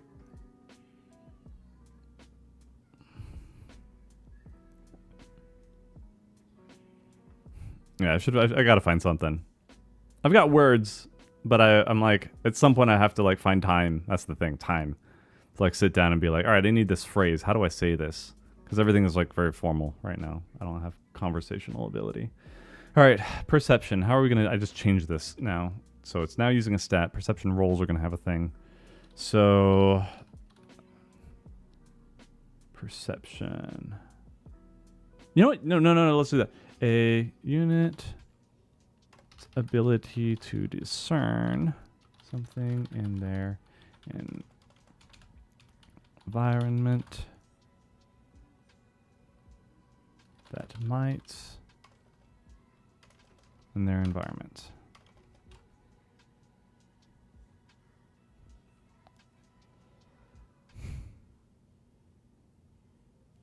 And then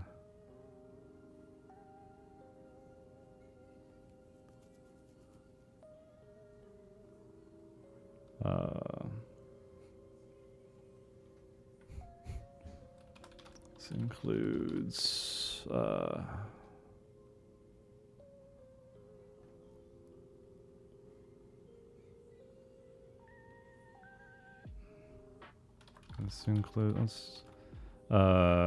traps, hidden items, or hiding units. Among, I'll just say.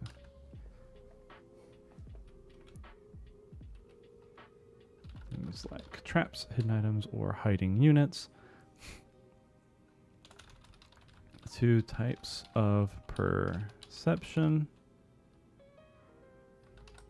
Passive and active. I'm going to be right back. I'm going to use the restroom real quick.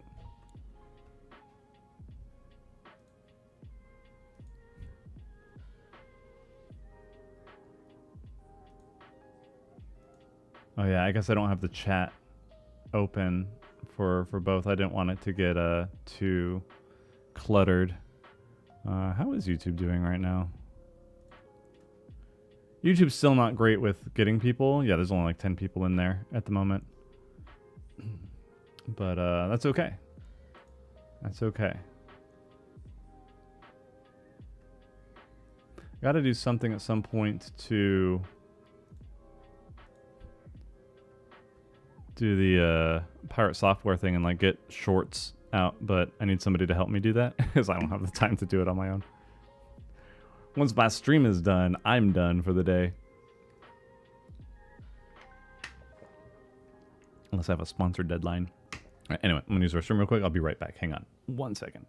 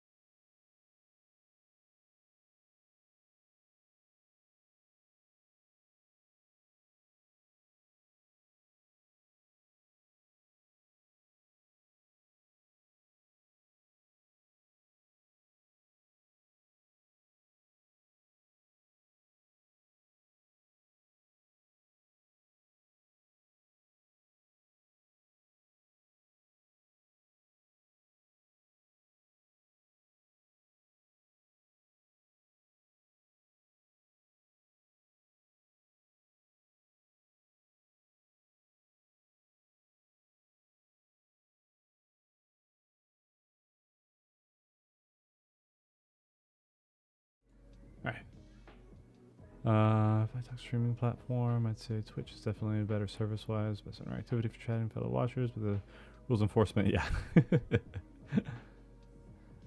Yeah, you're good. You're good. This is a space for idle chatter as well as. Oh, I just realized you guys can't see what I'm working on here. Let me scoot that over.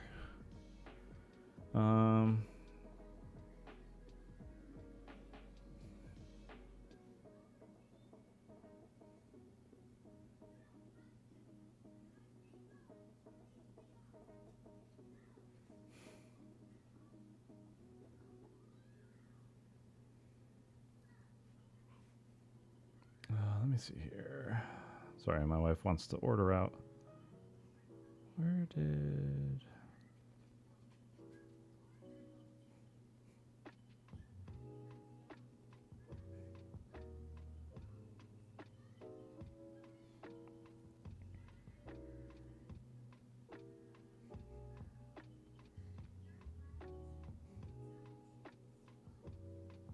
Here, let me give this to my wife. Once again, I'm leaving.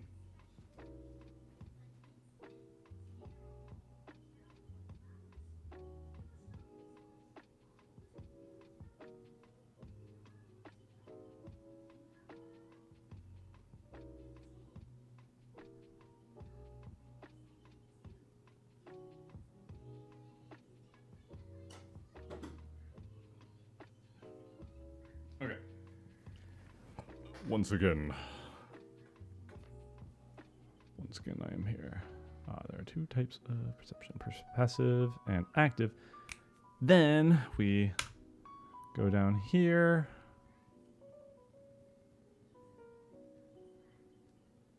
Grab these two.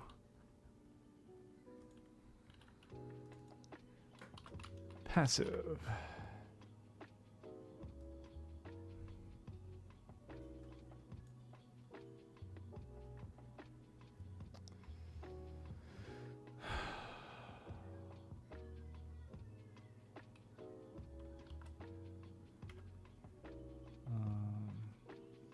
Equal to the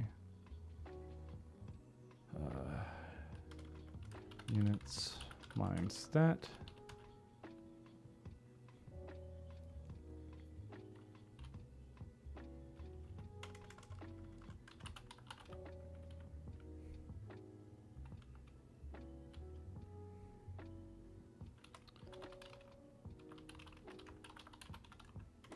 Says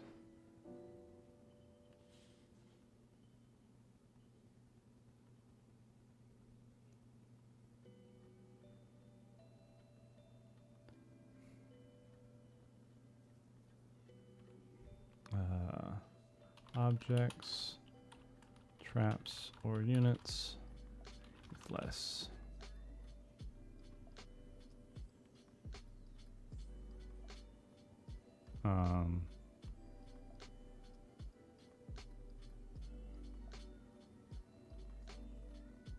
What should I call it? Like a hidden value?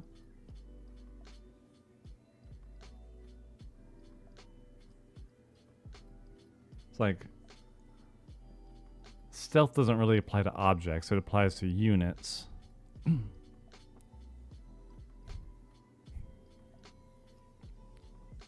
Like, what's the value that I could call that?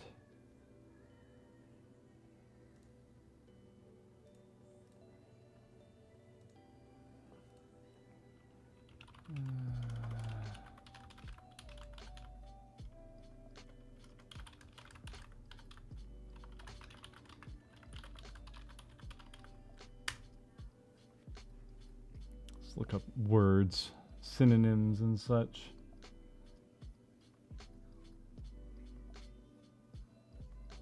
Obscurity, that's pretty good.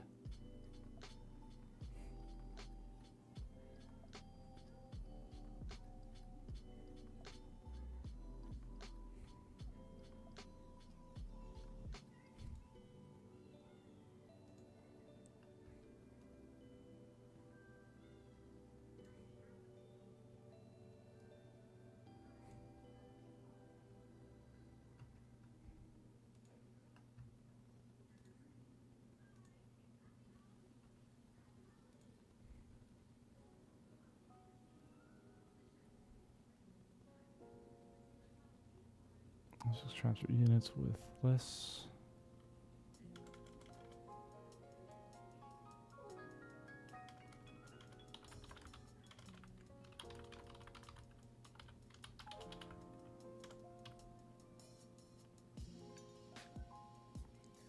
And then we'll define this in a second here.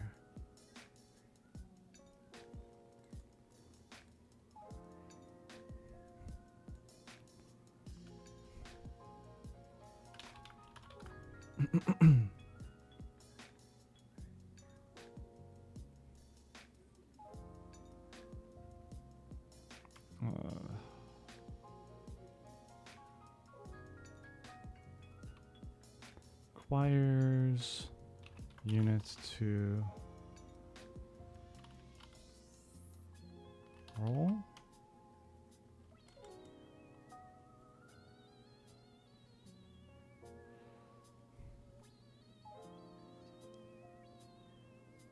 So I'm trying to think of the wording of like the decision. They're making the decision to look for something.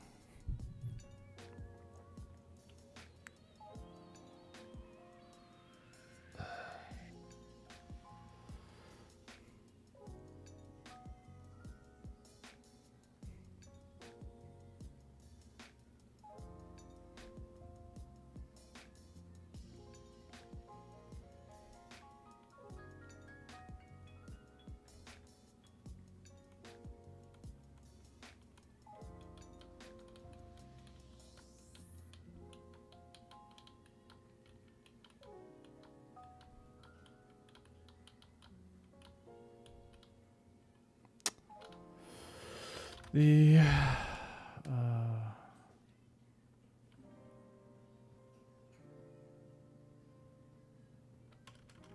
units that makes the conscious effort to find some find something within search the area.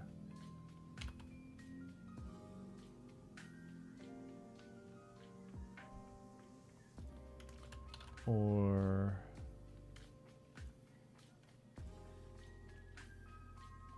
search an area or location.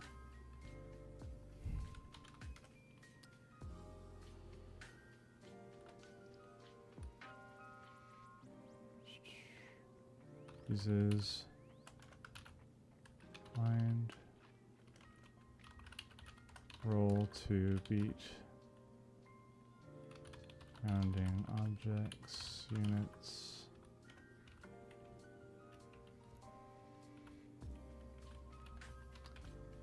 Security.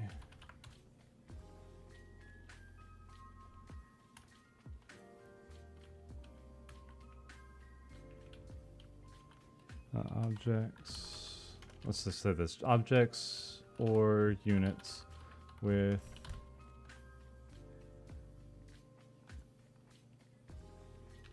equal to or less than with obscurity or less than the searching units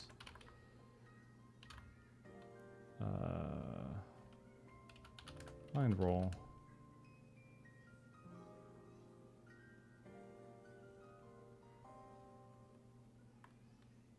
are found.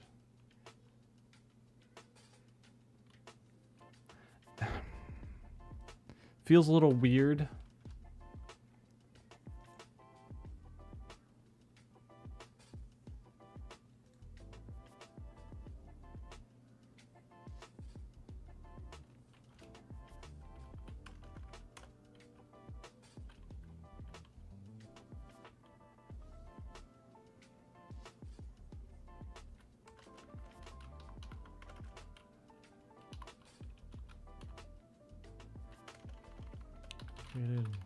I don't know. I hope that does that make sense? It's in it. Okay, so let me read this out for any lurkers. So I think that's the right direction. Giving the units an obscurity set means that if you want hidden items to be a thing, you can use the unit's obscurity to be a direct modifier on the item or vice versa. Yeah. So that's that. Like it's universal enough. So then I can also I'm gonna have obscurity be its own defined entity as like otherwise known as stealth on units, and that will be their obscurity value. So more to like obscurity means stealthiness or stealth from like other sources. So this is to kind of make that link, that hook in readers' minds if they've come over from other games. But yeah, then it's also applied to items. Just surprising that D&D didn't do something like this. Because you do like perception stuff. It requires a perception check of blah, blah, blah to... It's like, usually it's like a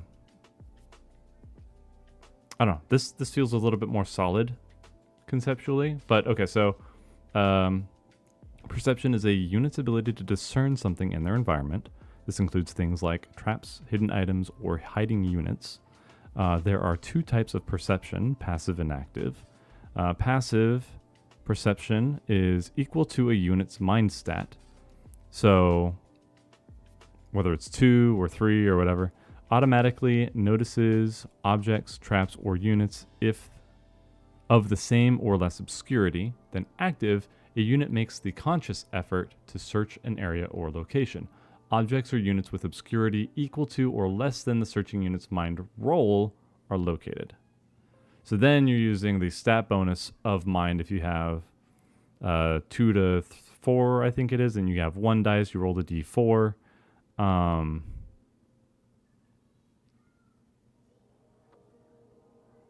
Just trying to think, because the passive perception, it should be more than the passive perception.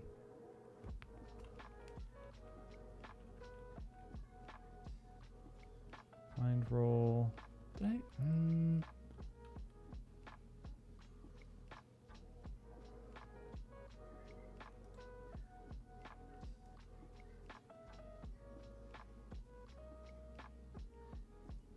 Let's do this. Let's do this. Units. The searching units.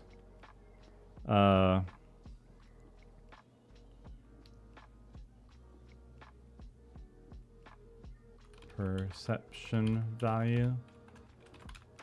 Active perception value is equal to mind plus mind roll. So then the base mind, so it could be like 1 or 2, then with the addition of the dice pool.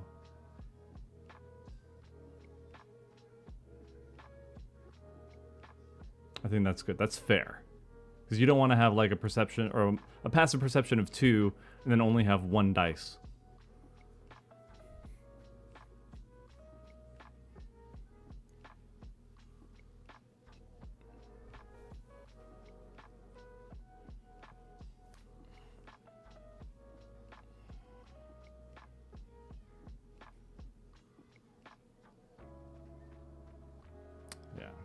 Sorry, going into my mind about life skills or life stats. Utility.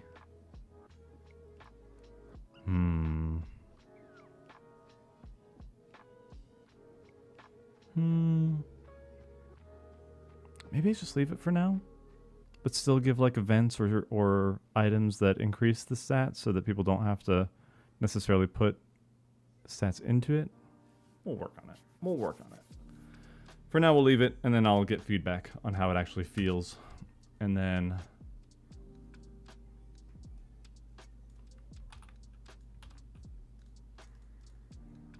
no.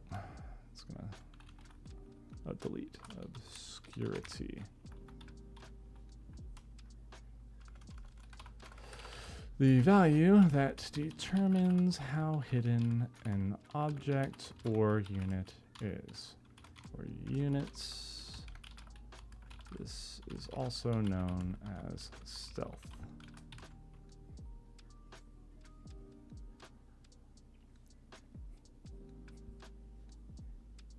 And now,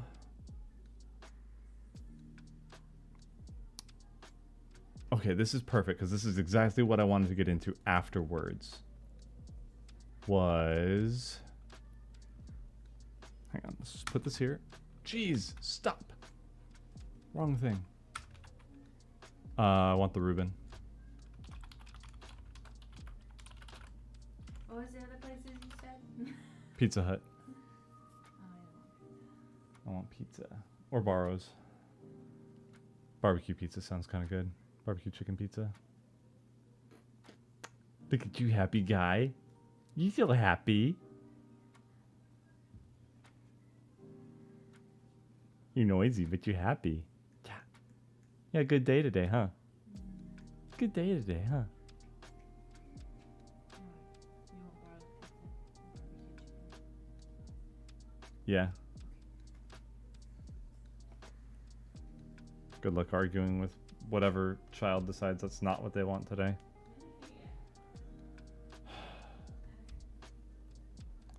So then levels of lighting will also be like visibility, or let's just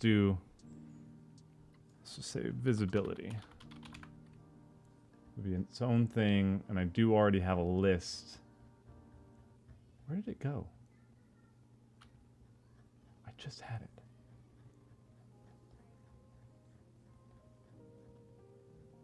But I guess my cursor wasn't there, so then when I accidentally pasted in the Word document, here we go, got it.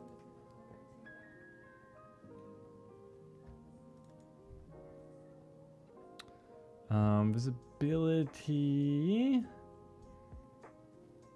I'm gonna actually make subheader because it's going to have levels.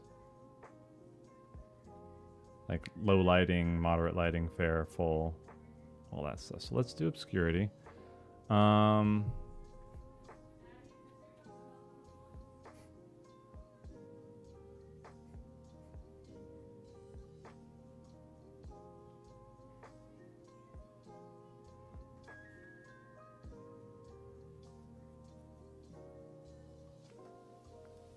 Now the issue here is if I attach it to Dex, like it normally is.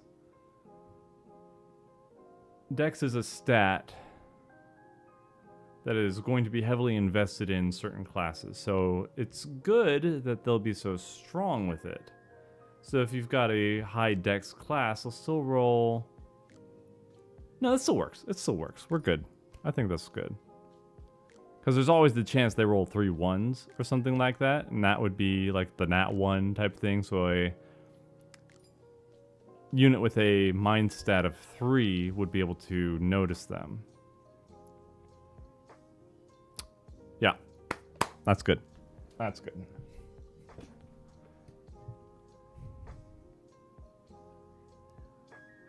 I'm gonna go back and change something real fast. To so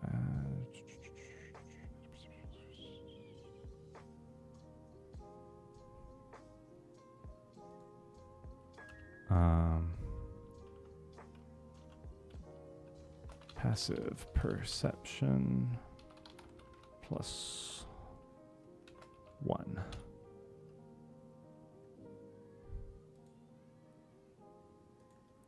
And then let's just... Perfect. Think we're good so far? I'm probably missing something somewhere. Sneak attack. Heightened senses. No, I don't want this here.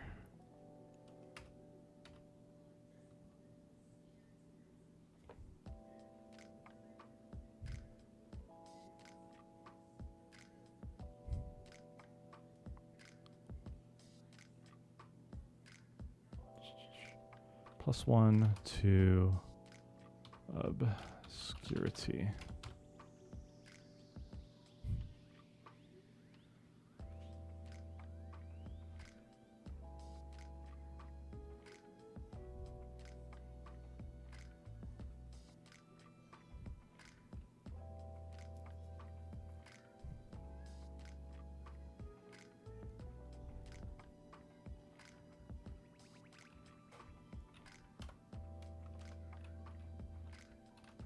Plus 2 while hiding.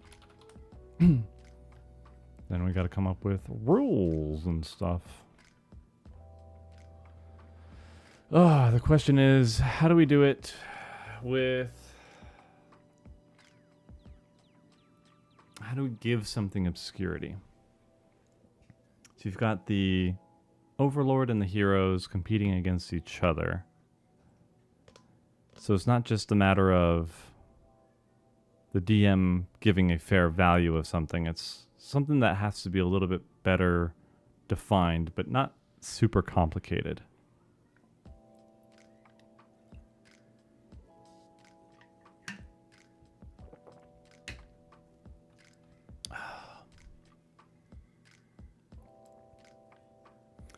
So stealth rules are consistently hard. Yeah.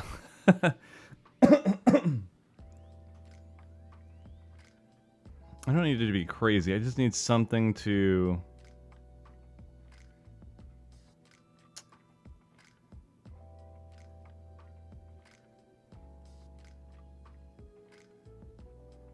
I think I have something.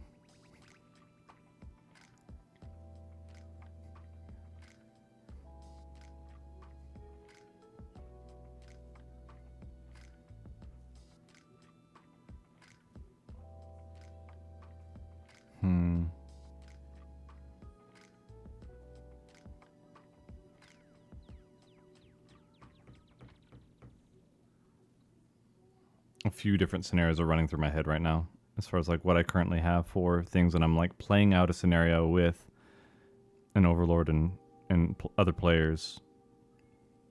It needs to be a system that can't be like in the thing of traps. How to keep it from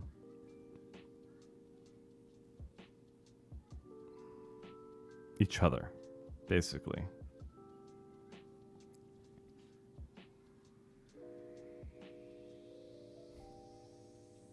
Probably have to introduce things like preparation periods where people like bring out some graph paper and like write down what they want to do in certain areas before a conflict.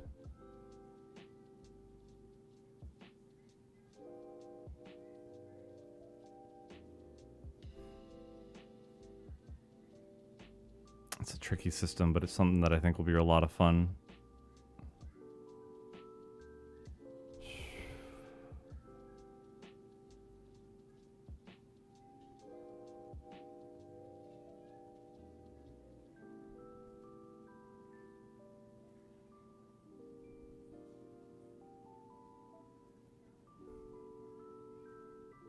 I think we just go a simple 1, 2, 3 type deal right now, and we'll worry about interaction later.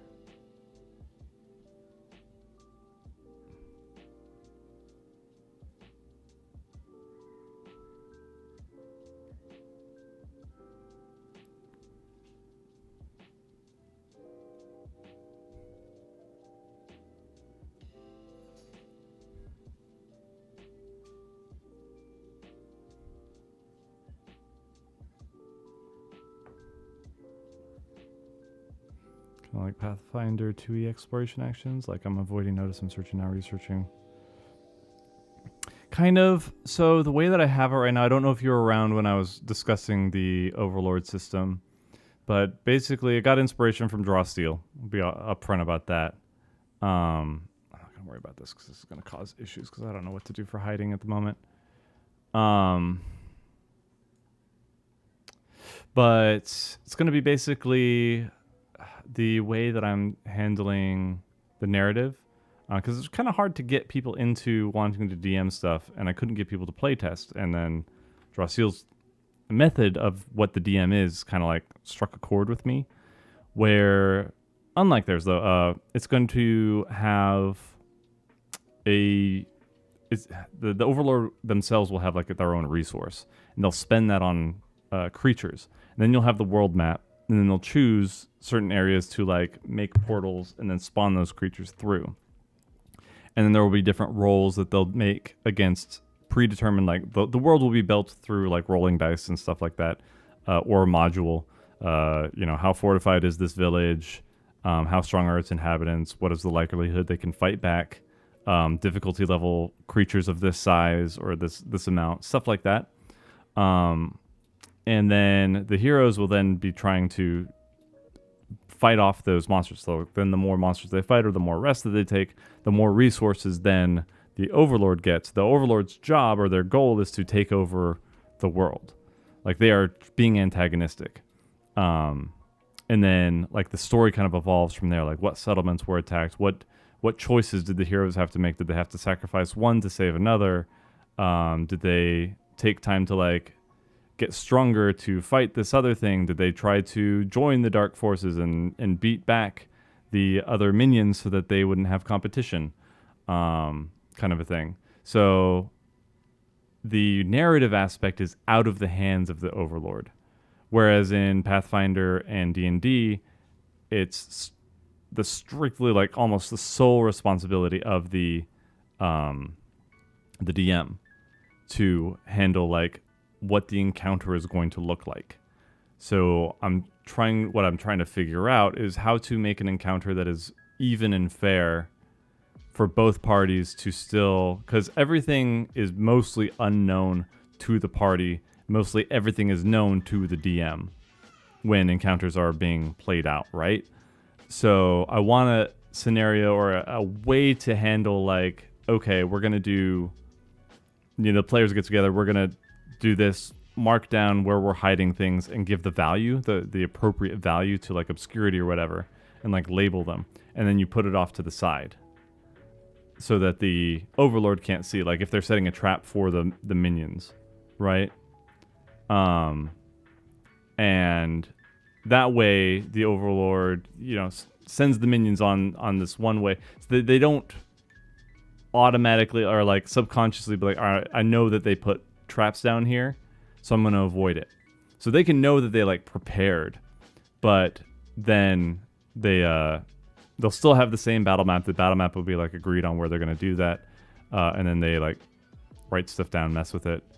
And I don't know if that's making sense, but just a way to make the combat more fair. Even if both parties are like, even though they're competing against each other technically, it should still be fair rules. Similar to, I mean, I've heard horror stories of what some DMs do. What error? What are you mad about? Missing font.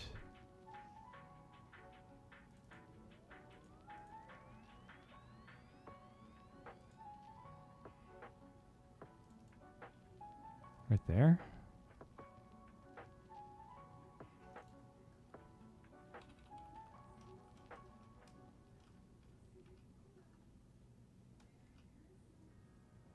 Weird.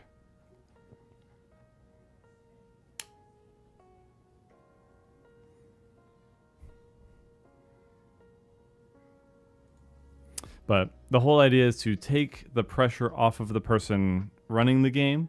So they're the one playing the villain just kind of does what they want to do. They're using mostly dice and stuff to try and conquer different like villages and build their forces, and then if the players ignore that, then the world kind of ends, you know what I mean, or it's taken over. Seems like a solution to railroading. It's like you definitely don't have to go fight the forces over here, but the forces will get stronger the more like settlements fall. Then they get more resources and they can summon stronger creatures and open up bigger portals and stuff like that is the idea. I haven't figured out the details of the rules of that just yet, but it's the overarching goal, the theme that I'm going for right now, to make it more board gamey than TTRPG. But yeah. My inching towards player party resource that lets them set up traps. I mean, they'll have, yeah. It'll be a matter of like think tactic. Let me read the rest of your comment. Maybe they need a resource that's modified based on the preferences. So yeah, they'll still have like the class things. So like Sage, for example, has totems that they want to pre-place for combat to make things easier for themselves. And because like they use these totems to like increase their spellcasting range or store spells in it, so then they become like little traps themselves. As soon as something comes in range, the spell goes off. Or if they want to like the barbarian wants to transform into the honey badger, the claws, and like burrow and make a pitfall and stuff like that, to work on like the bigger creatures or whatever. The way that I'd have it probably wouldn't be resource that they spend to be able to do that, but I will work in, oh gosh, I'm gonna have to do that too, in overworld turns. So think like Final Fantasy Tactics, right? Where every time you move from one space to another, a day passes.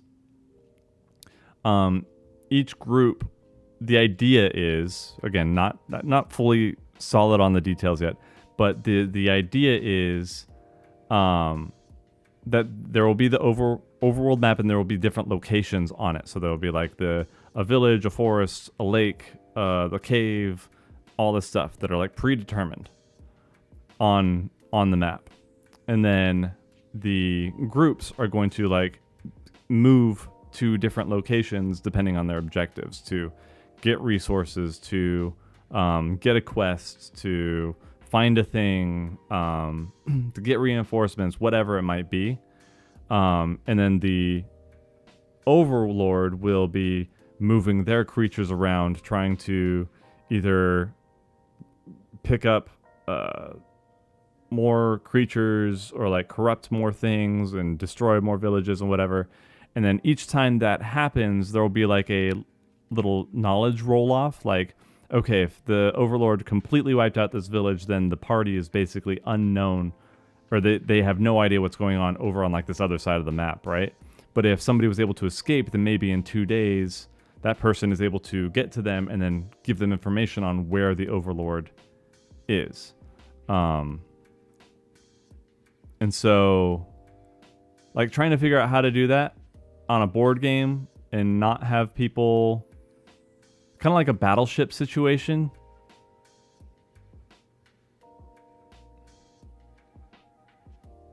I want it to be more battleshipy, kind of like this is going on, but then you're also like taking notes on where the groups are so that there's no fudging things. So that's why I said, like, if you like had the map and you're drawing stuff on it, like this is what we're preparing in this area. If we know that the forces are kind of coming, because then the overlord doesn't necessarily know where the party is either, and then they're trying to like find each other and overwhelm one or like wipe out. Also, I think the vibe as well of Evolve, that game that somehow failed with all their stuff, but the one where like you have the giant behemoth or the creature, the monster, and then the hunters, and the creature's trying to get strong enough to fight the hunters, and the hunters are trying to get the creature before it's strong enough to fight the hunters.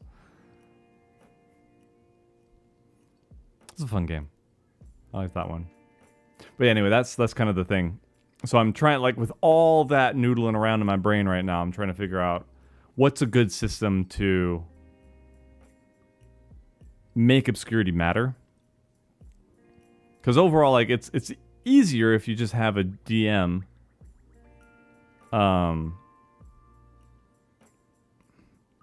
just like kind of setting the stage, and then like, okay, I want to do this and that.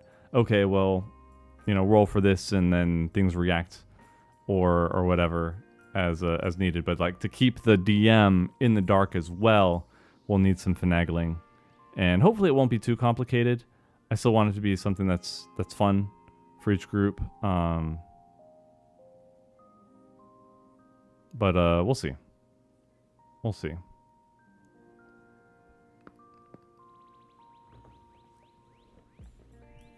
I don't know why I'm emoting with a crochet needle at the moment.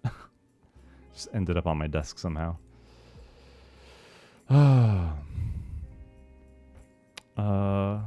Obscurity.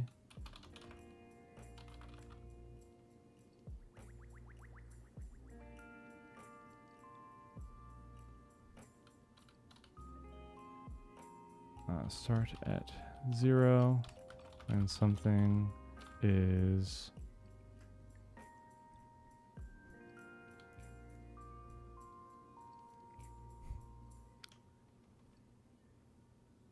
when a unit or item is covered, line of sight broken.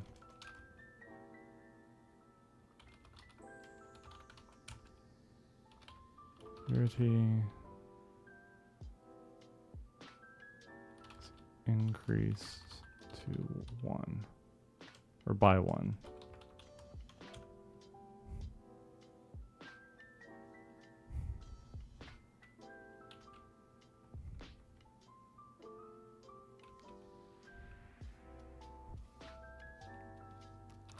Obscurity is increased, is also increased by 1 for every level of lighting below fair.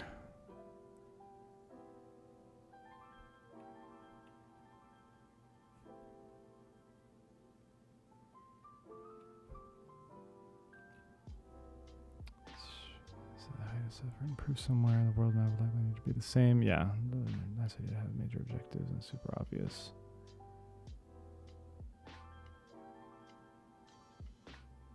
Yeah, so that's why I'm like, one of the things that I'm working on is, or that I need to work on, is an event system. So like, there will be things when I make the like pre-made module and stuff like that, where this thing will happen here, and then information happens, or this goes off, or this person comes, and kind of like things move around a little bit. So very board gamey again. Or not worry about it so much, and then just like hinder. Yeah, it's a lot right now for me to try and flesh out at the moment, but so I think this is fine. Obscurity value starts at 0, so it's easy to see. When a unit or item is covered and a site is broken, obscurity is increased by 1. Obscurity is also increased by 1 level for I'm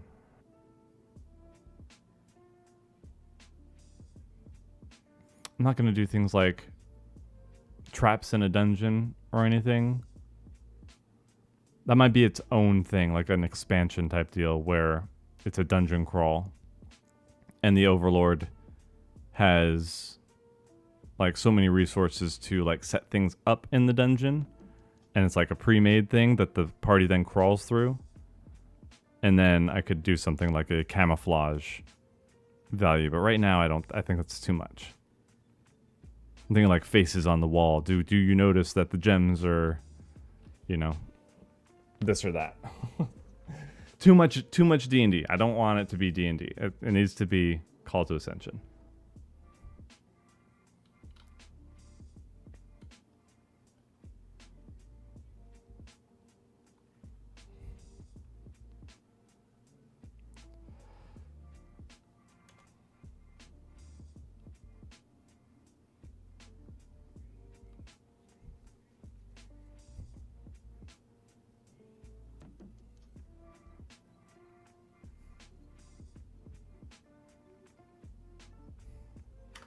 And I'm also going to do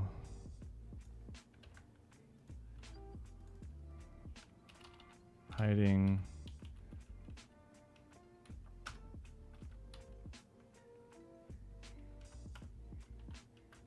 This is being weird again. Why is it being weird?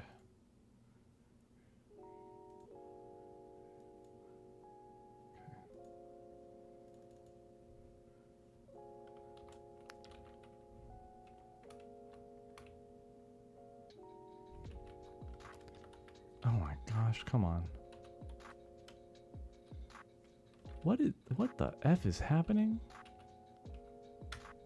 Jeez. That's why it was so weird. A unit. Emot. Hide by crouching and breaking line of sight.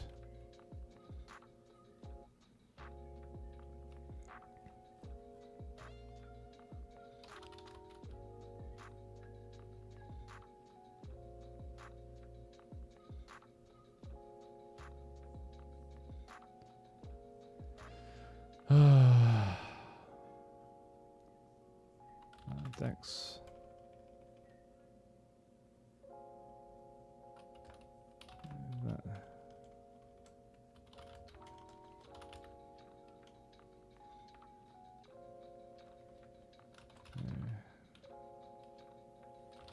Then make a dex roll and add that value to their security.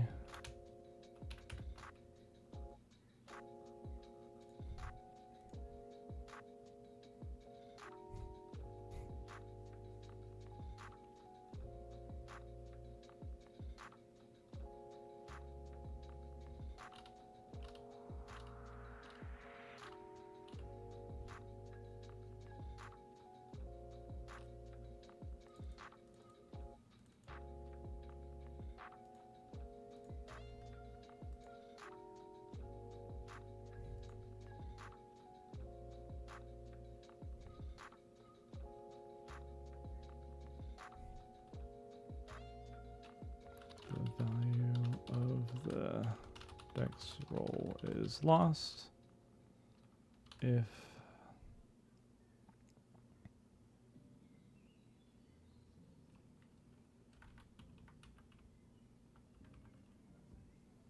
it's crouching, crawling, crouching.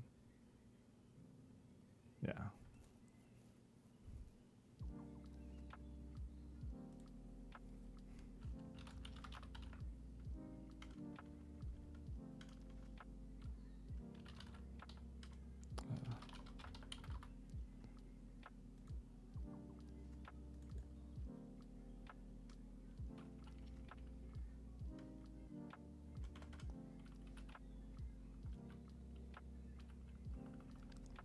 Their security against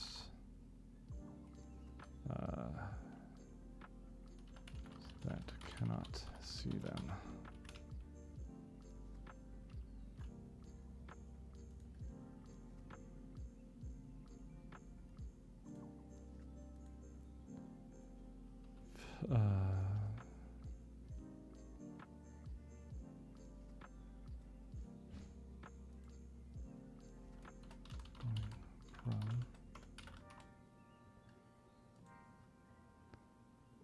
The value of the dex roll is lost if the hiding unit stands up or is visibly seen.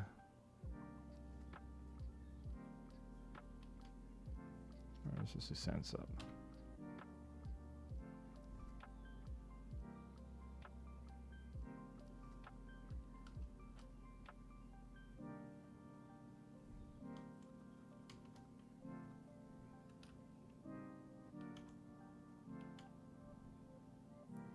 Is lost against units that can visibly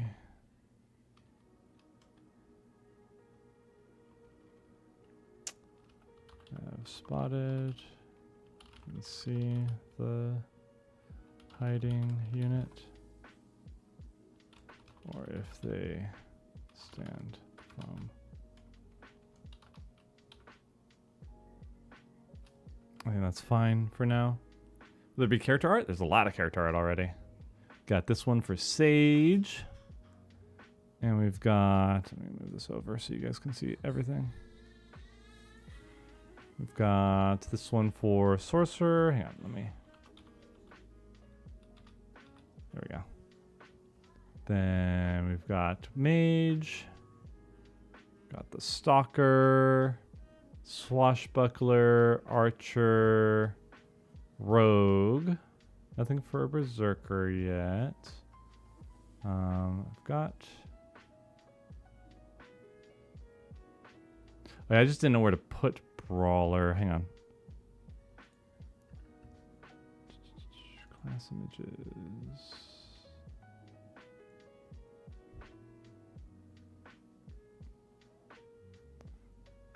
There's so much stuff in Brawler.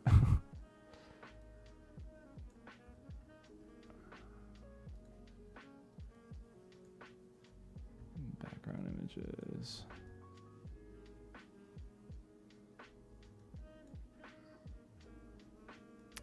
Yeah, I just don't know where to. I don't know where to put the little guy.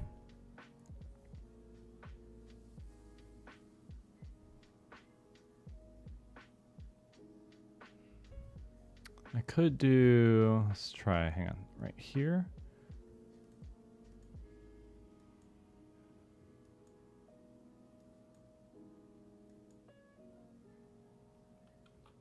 And then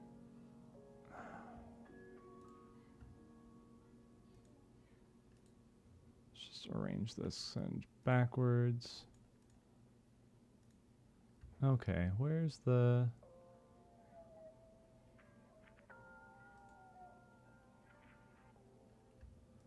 Okay, you're gonna be a butt, aren't you? Alright, there we go. Set that over here.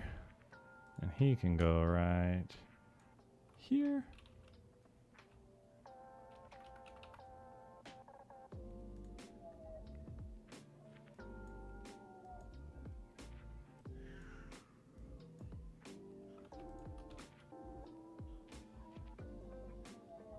Yeah, not as clean as I like it. I'd like the full art to be there, but figure something out. We've got Knight, then Fighter. We got some chibis here to fill in space. We've got the Anzu, which are our bird people. We've got the Tenatori, which are kind of a demon-like. Vindaru, which become more angelic as they evolve. Lycans, which are our wolf people. The Fent, which are kind of satyrs. Dwarves, you know dwarves. Elves, you know elves.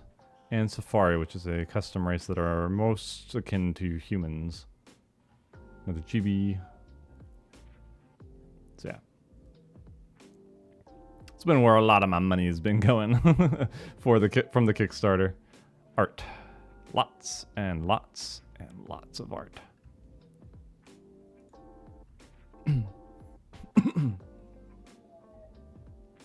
Okay, so a unit may hide by crouching or going prone and breaking line of sight.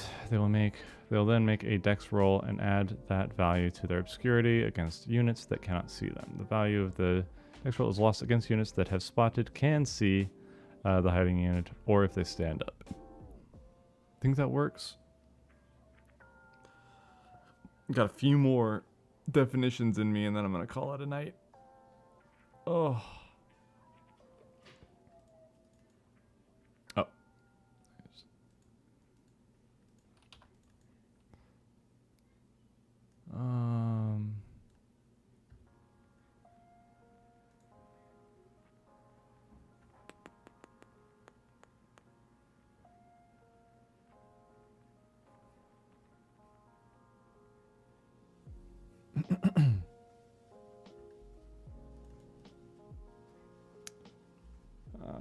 Denotes the ability of units to discern their surroundings with their eyes, or vision, say.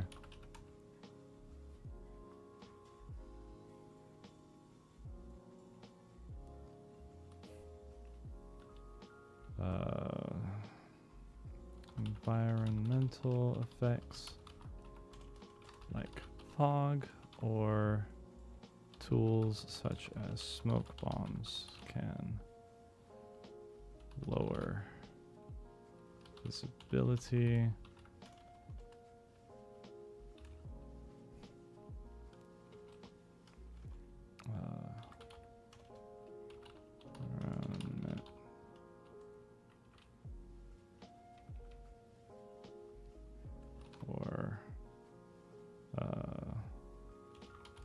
Station or tools such as smoke bombs, environmental.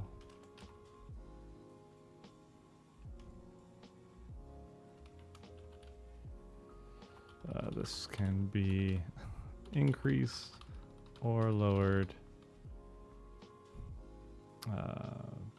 based on the environment and or the use of tools.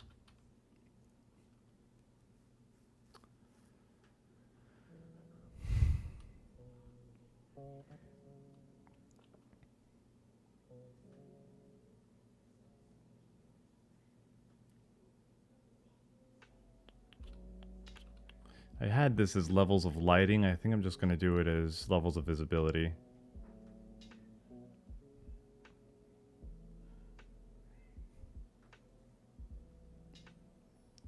Levels of visibility are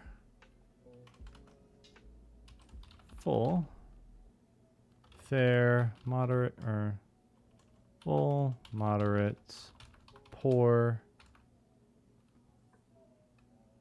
and none.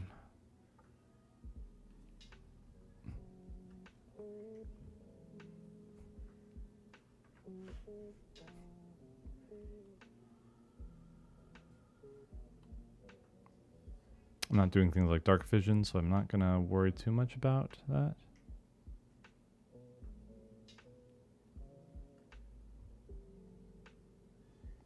I did use fair. That was on purpose, but I am like think it should be below full. You're all right. Yeah.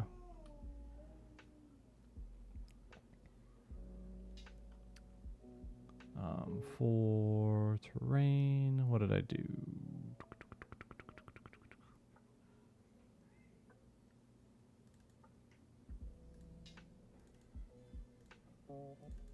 Oh. Never mind. I'm not going to do that.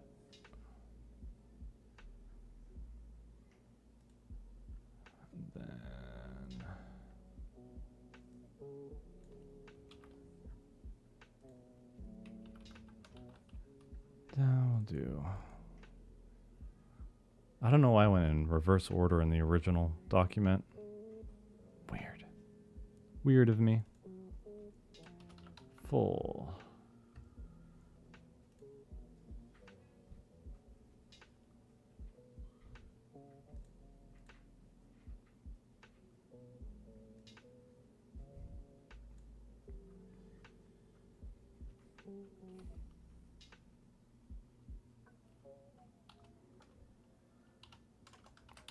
Applies sunlight or powerful artificial lighting.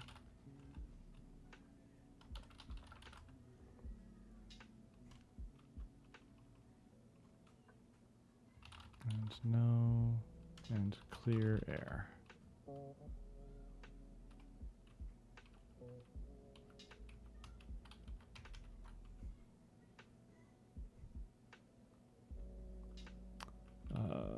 Then we have moderates.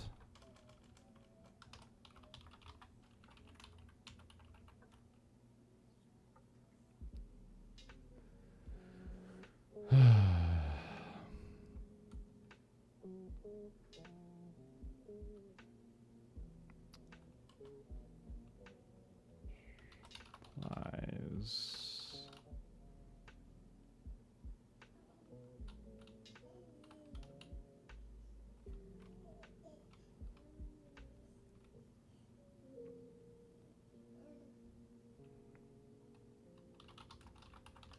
Of lighting or torch light. And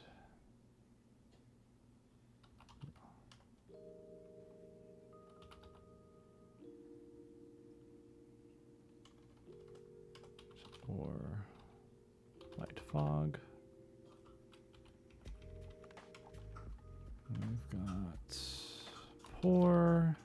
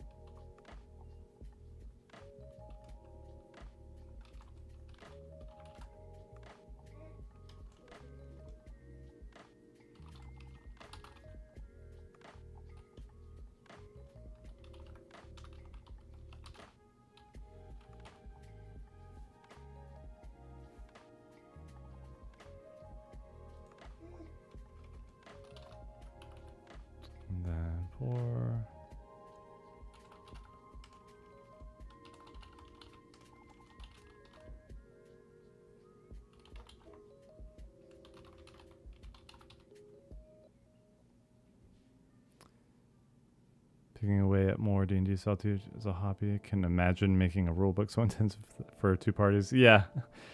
Thank you. The antagonistic part is a little bit new. I'm gonna probably buy Draw Steel in PDF format at least, just to see what they're doing. So, because I don't want to just straight copy anybody, obviously, but again, like I said before, there's no point in reinventing the wheel if somebody's doing a cool system that works for what's already like the core of what I'm doing. Then I'd like to just kind of meld that to what works for me, and mostly because like if it's already in a working system, they've already worked out the kinks and play tested it, so then I can just learn from their process, hopefully. Though there's a lot that can't necessarily be implied from just the surface level, but yeah, this was not moving forward the way I wanted it to by having it like a D&D system where it's narratively driven by one person.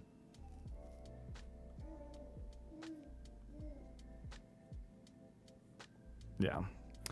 And I'm pretty I'm not super into the tabletop or TTRPG space. This is just kind of the easiest way I could get an IP going. And obviously I still want it to be good. I want to do a good job, but it'll be easier to move into video games if I already have like a predetermined rule book, lore, characters, stats, all that stuff. So this is going to work really well when I eventually transition into like a tactics style game. So that's the first game that I actually want to make. But then I can actually show, this is like proof of concept as well to get programmers in on it. And I already have people working on a companion app so that people like can track their characters in the game. Like they use it and then it like automatically tracks all the resources so you don't have to like pen and paper everything down. And maybe the app is where it'll work out. The issue with the app is that doing multiplayer or like peer-to-peer stuff is really difficult unless we have like a big server base. So it's going to be for now just alone. But if we can come up with something at some point where like, okay, you guys have met at this field, this map, mark down what you want to do, and then basically have the computer do everything based on the rules that are written here. So let's makes things easier, like simulators for card games. See over there? What's up, baby? All right, let's finish this and then I'm gonna log off for the day. My head is hurting.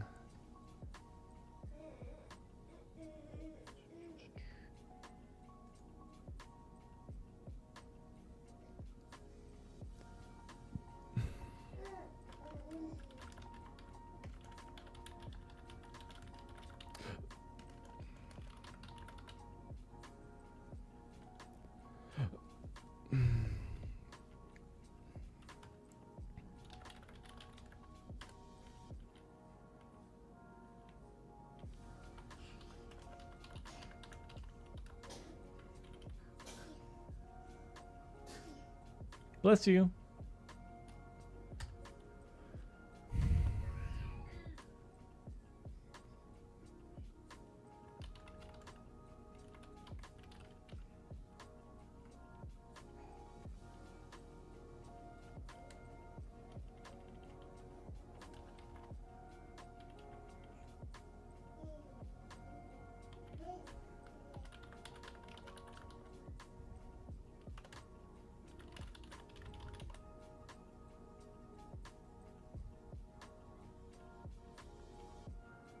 And then... But this has been like super fun though. Zodan, hello everybody. We're just making a tabletop today. I'm about to finish up, but I'm doing the last little bit. So if you guys have any questions at the moment, now's the good time to ask before I disappear. Hope you had a good stream, my man. We're gonna say this is none.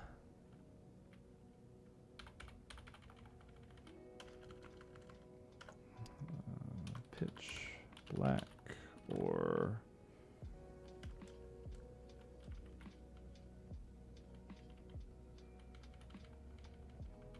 let's do heavy fog / forestation. Finished Tears of the Kingdom. Nice, nice. That was a fun game. How'd you like Dragon Ganon?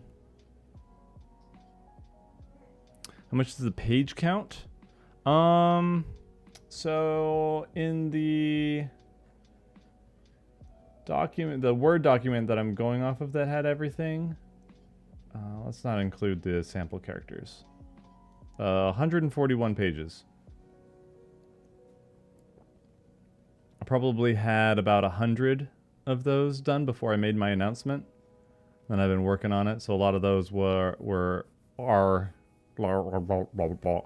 friggin' jobs and classes and stuff.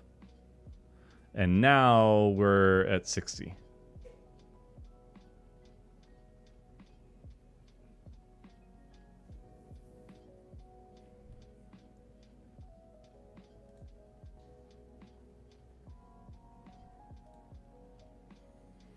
So there's probably another 10 from the classes that I haven't made yet. I'm pretty sure I'll end up at around 140 entirely, though. 140, 150. Because I'm taking out a lot of stuff from the original document here, and I'm also like consolidating a lot to make it as concise as possible. Pitch black, smoke bombs, anything else.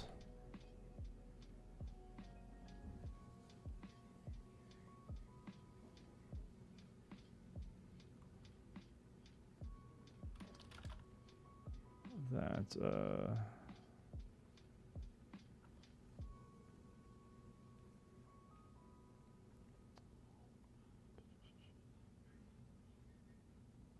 oh, I should also put -1 civ perception.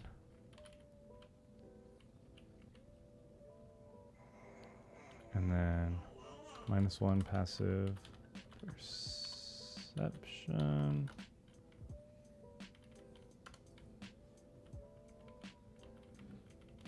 Excuse you.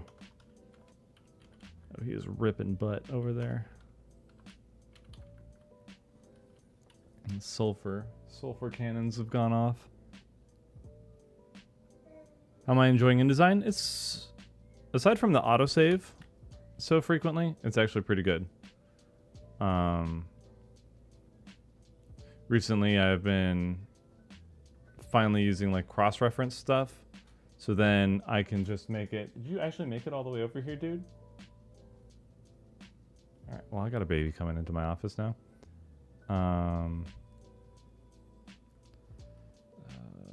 Prevents vision. No. Oh, the stink. It's all the way here. Rotten eggs. No perception.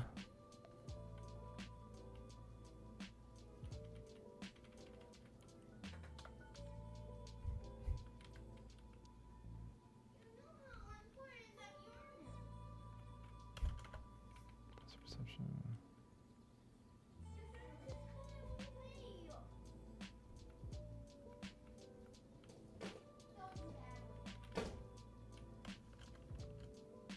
Let's say perception, or say active. So perception. Need to open up the window again. My goodness, buddy, that stinks so bad.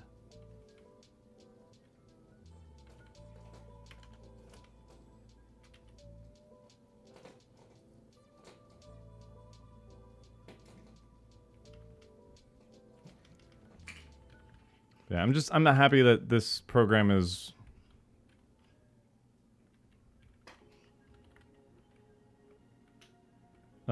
it's helping. Tall attacks and active passive perception. Cumulative and moderate, no perception. Made. Yeah. Stinks too. We get pizza?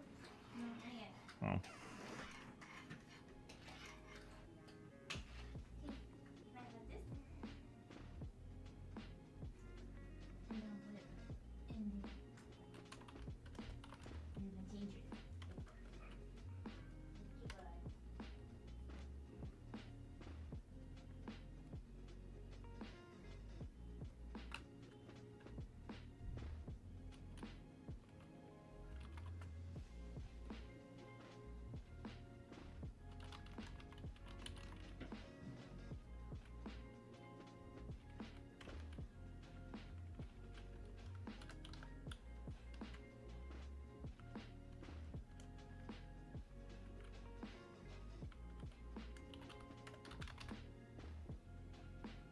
Wish it wasn't Adobe. Me too. My goodness, me too.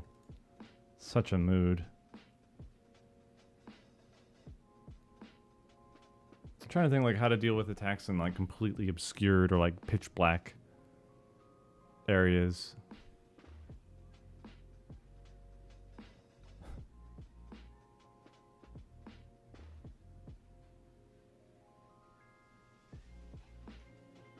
Let's see. Units that rely on sight.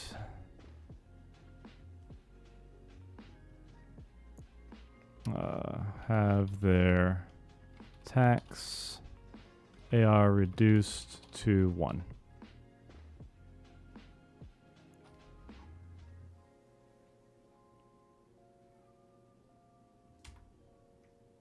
I think that's good. I think we're good for today.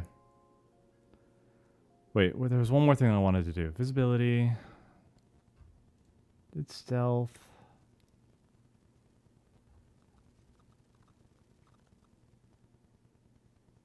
Hang on. There's one thing I was like, I should add this as well.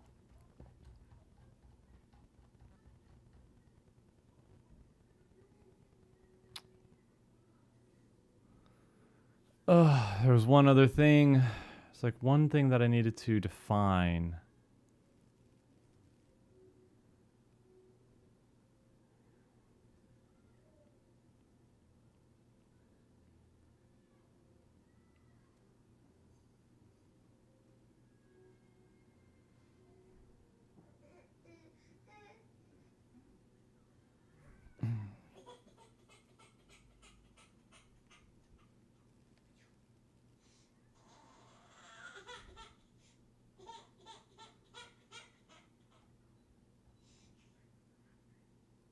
Perception, visibility. Okay, hang on.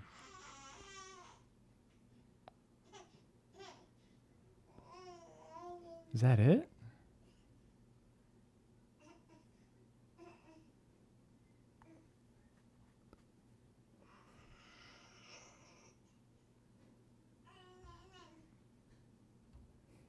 Okay, let me just make this note here.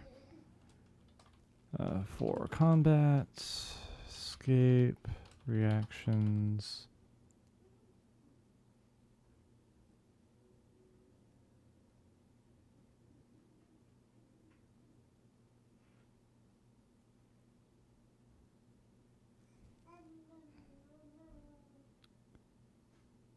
No, I think we're good.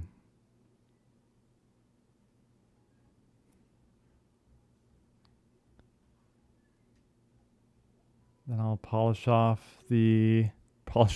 excuse me, the rest of the combat. Be another page or so of that.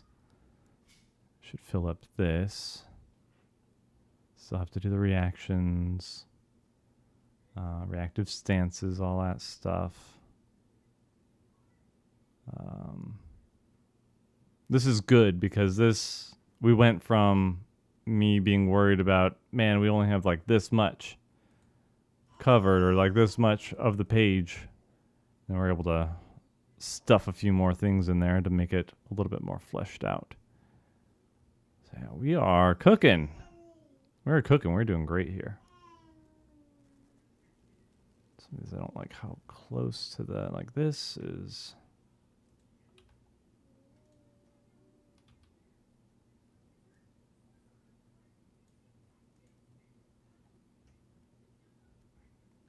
I'll do that on my time. Thank you all for hanging out. I'm gonna call it for today. Get ready to eat, hang out with my kids, let them abuse me. Actually, so far they have to like. I want to make a video at some point, but my latest game with them is that I play what we call Grumpy Foot, Happy Foot. So I give voices to my feet, and then I have a little schizophrenic game with them where I have two different personalities and they converse with my feet. This seems to be their, at least the younger two's go-to lately. Very cute. It's funny. And then they like harassing the Grumpyfoot. Well, my middle one enjoys harassing Grumpyfoot. My youngest scolds, you shouldn't be that mean. You shouldn't say that kind of stuff. But yeah, okay. If anybody's interested in this, updates are in the Discord. Why is this not? Something happened. Why are these not opaque anymore? Oh, that's interesting. Okay, that makes sense. Anyway, director's cut for M8 Savage is up on Patreon. It can also be purchased for $5. You can get access to that. It's less because there's no playlist for all the director's cuts, which you would get for the 10. And it's like a permanent access thing. And then Gamer Subs, help me out with code NEST, get 10% off, help yourself out. And that's about it. So thanks for hanging out. I don't know if I'm going to be streaming tomorrow. I might take a break so I can get ready for the behemoth that is going to be the M8 final one. But I'm going to post the podcast tomorrow. It's going to be most of my work stuff is making sure that looks good. So the latest echo chamber that we recorded yesterday, and that'll be up on YouTube and Spotify, wherever else the echo chamber stuff is. And that's it. So thanks all for hanging out. Hope you have a great rest of your night. God bless you all, and we will see you next time.